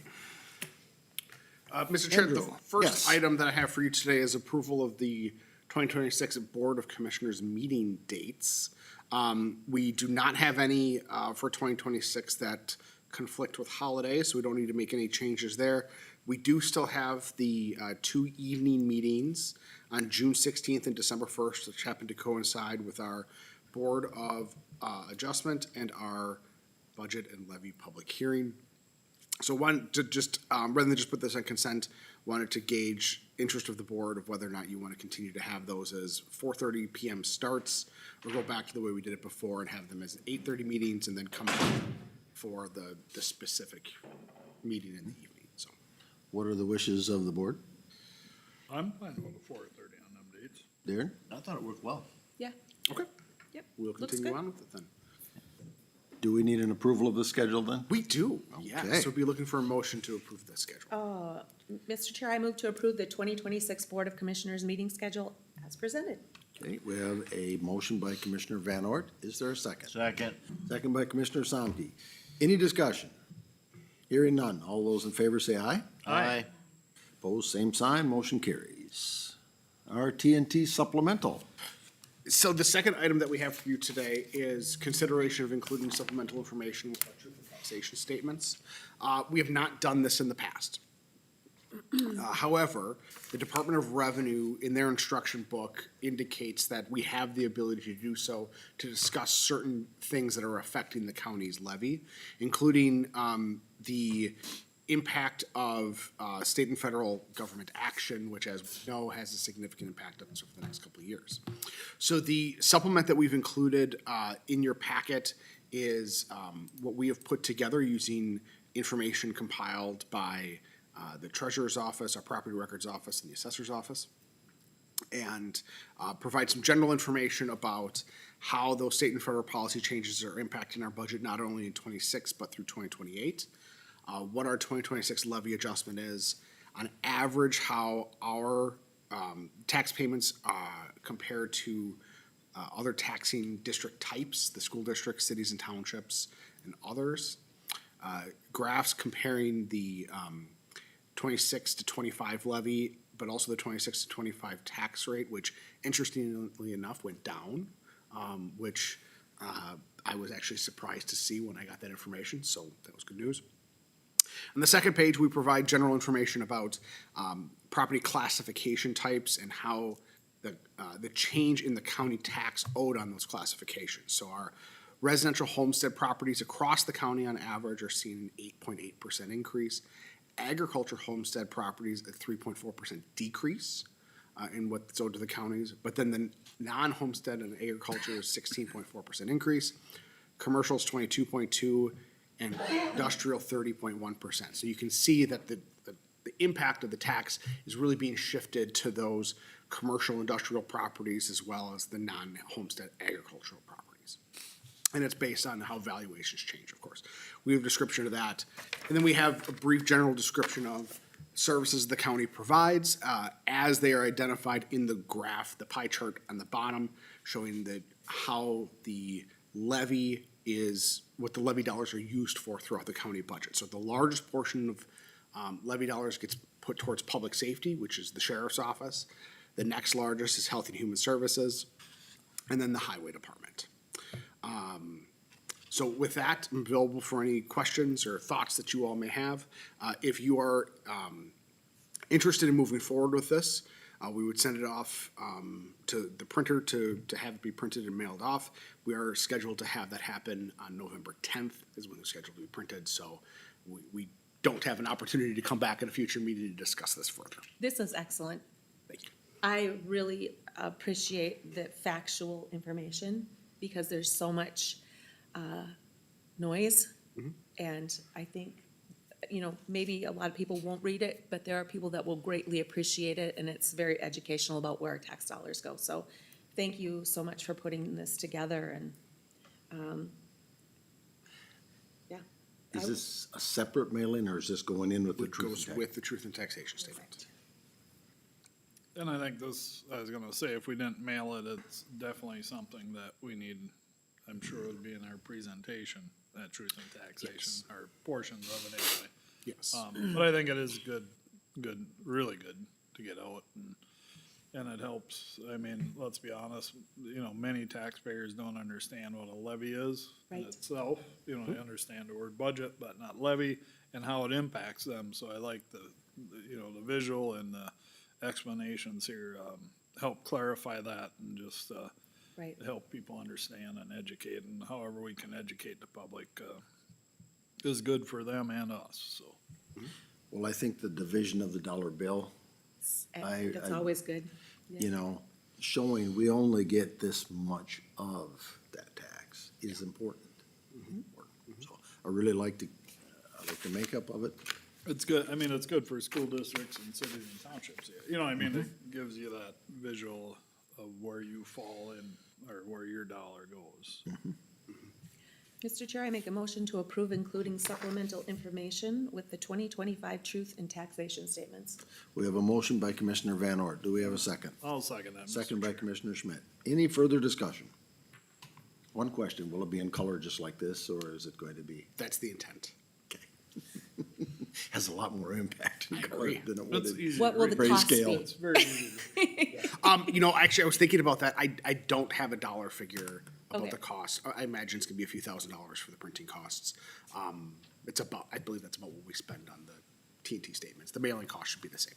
Okay. Any other discussion? Hearing none, all those in favor say aye. Aye. Both same sign, motion carries. One other thing I wanted to note is, you know, as we often are trying to use new technology where we can to be able to make our work go a little bit smoother and easier, the graphics on the second page with the little house and the little farm, all of those, Yeah. those were all made by Copilot. And Okay. so spent a little time putting in some prompts and getting those images out of there, and it struggled with the farm one. Oh. We got to something that looked good, I think, so. Oh, so you didn't draw those? I did not draw them myself, no. That is outside of my artistic abilities. So They look great. you bring up a valid point. How many of the computers in our county now are converted to 365? I can find out for you. I don't I'm have just it. curious as to where we are in the deployment. It's something that we're working towards. Rob and I have been having conversation. One of the challenges that we face with moving over to Office 365 is the fact that there isn't an automated process today to be able to do that.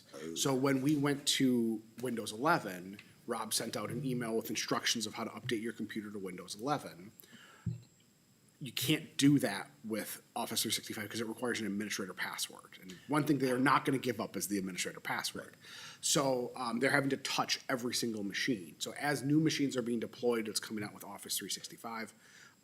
As they're working on other machines, they're updating it as well. And then but we're also, one of the challenges with Office 365 that our IT department is facing is that they are, it's much more complex than Office 2019 was. There's a lot more that we're able to do with it, and there's a lot more security features that we're able to implement and need to be able to understand and control. Really kind of beyond what our folks have the knowledge to be able to do today. There's a company that many other counties are working with kind of on some implementation and support side of things that Rob has been communicating with, and we're gonna start to engage with as well.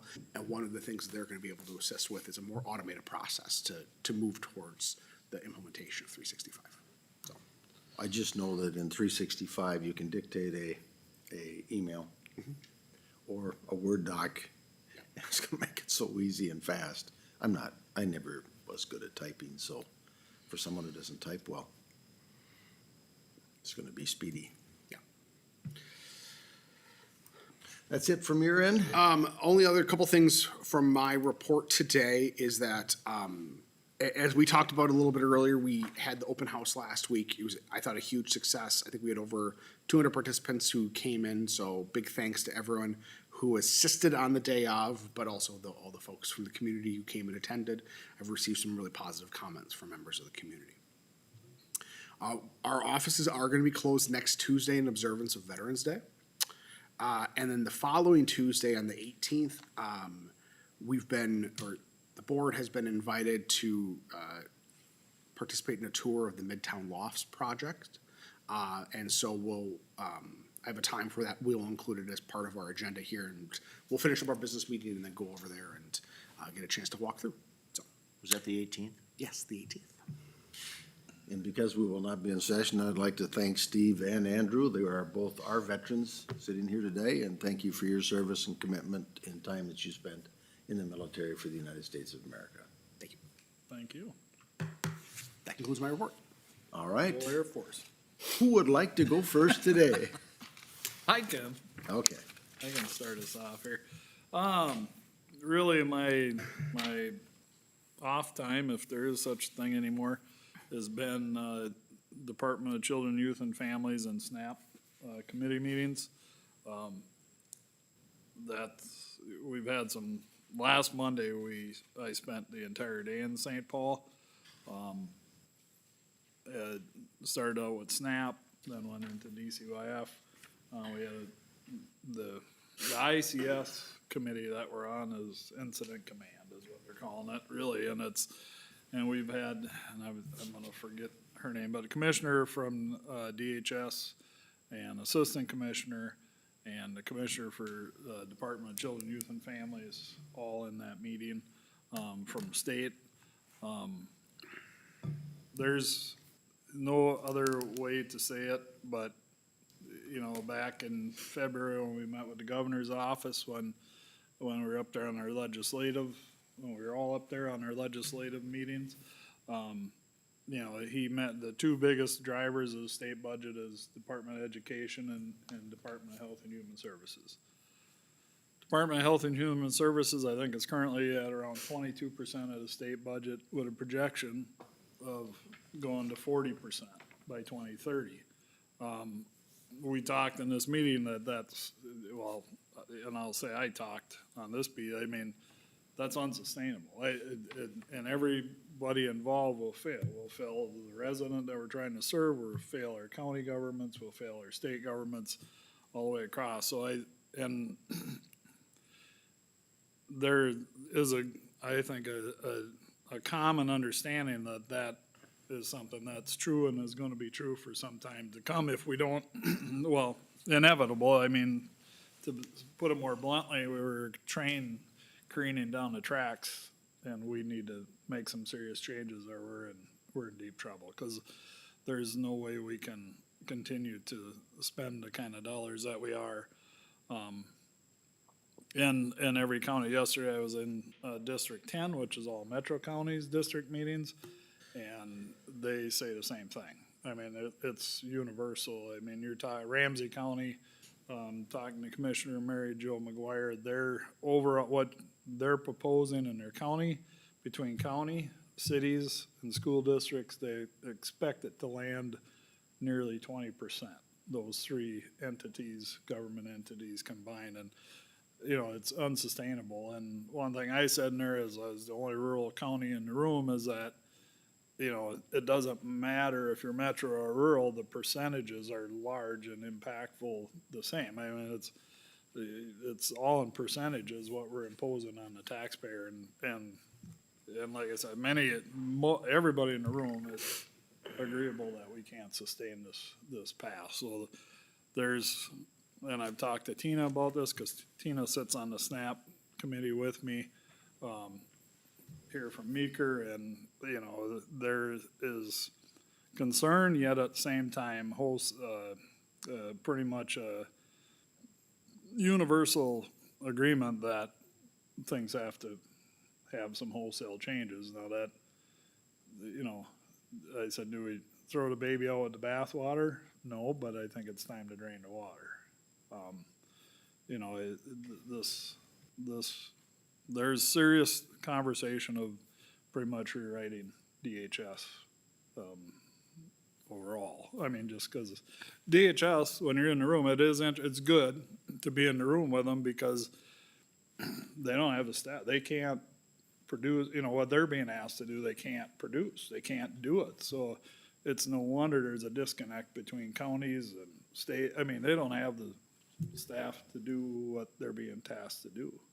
So, and then there's a wonder why, and we can call it fraud, waste, or abuse, or one or the other, whatever shape it comes in, you know, whether it's taken on purpose or just mistakes being made,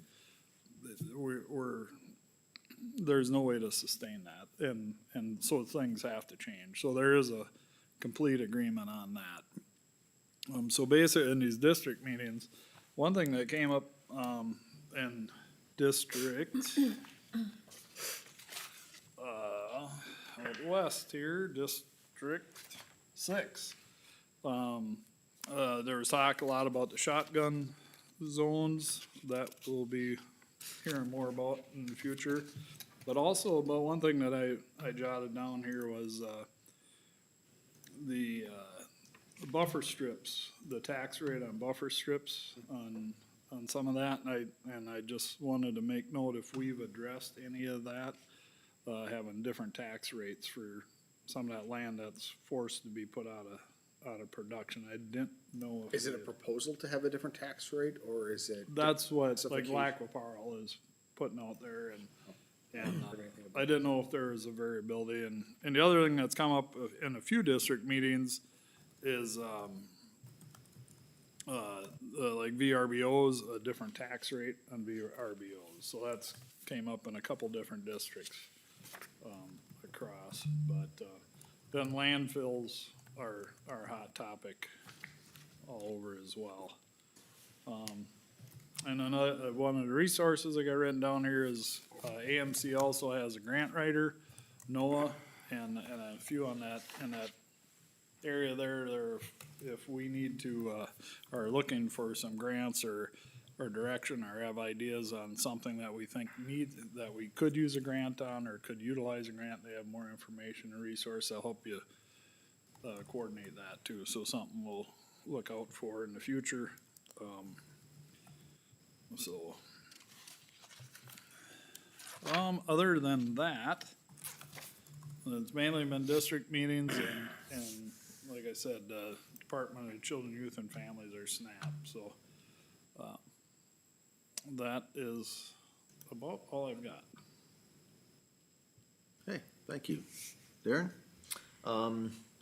After our last regular session meeting, we had our MAP meeting, as well as a suicide prevention meeting, and I thought we had a speaker for the second Suicide Prevention Coalition. I thought was really good. He had a lot of really positive, helpful resources. He was interesting. He's just a business guy who had a son who had some mental health issues and who died by suicide, and it was interesting to see the perspective of a businessman attacking a problem.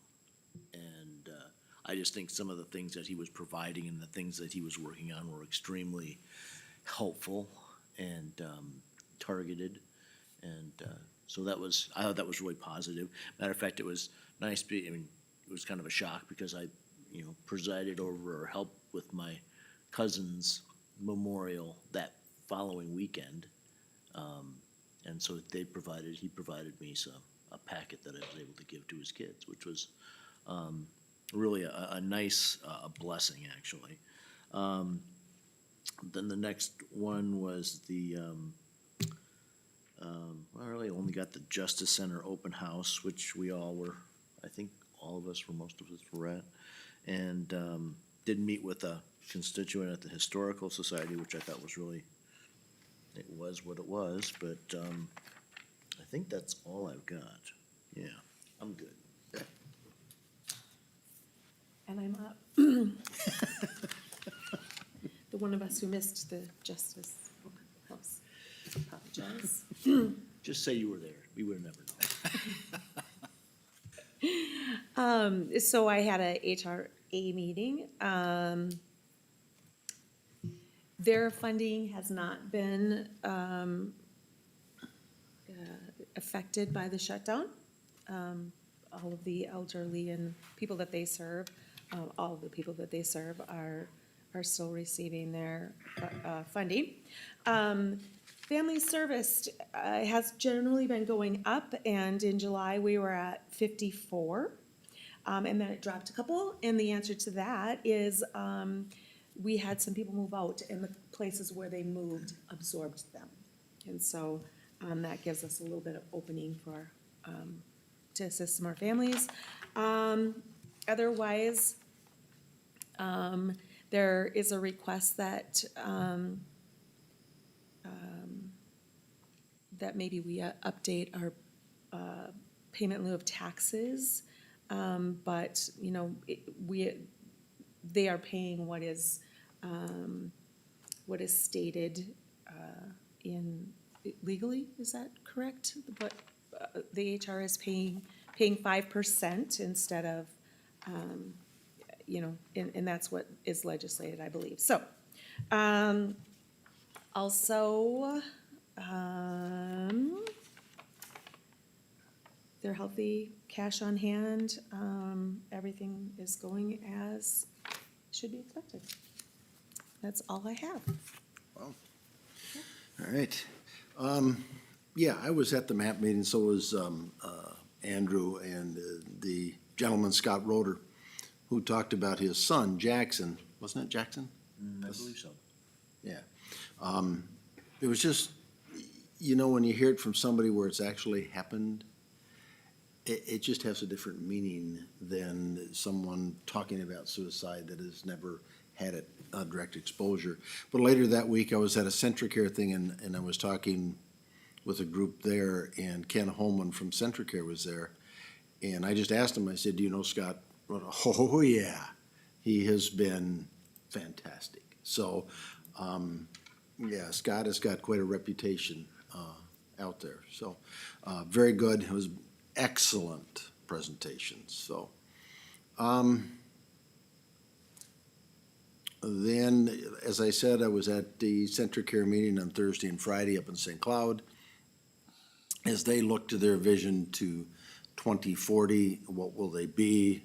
How are they going to get there?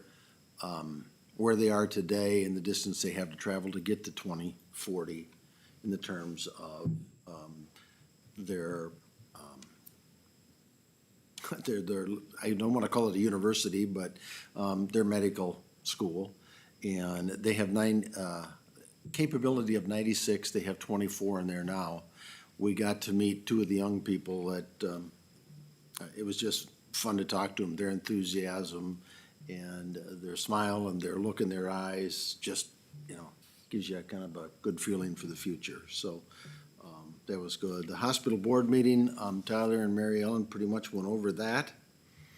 Then I got to do a little bragging about something. ProWorks, I'm on the ProWorks board, and Julie Evenson was hired as the executive director probably 4 years ago now.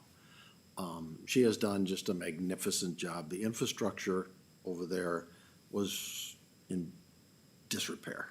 It was crumbling kind of from within.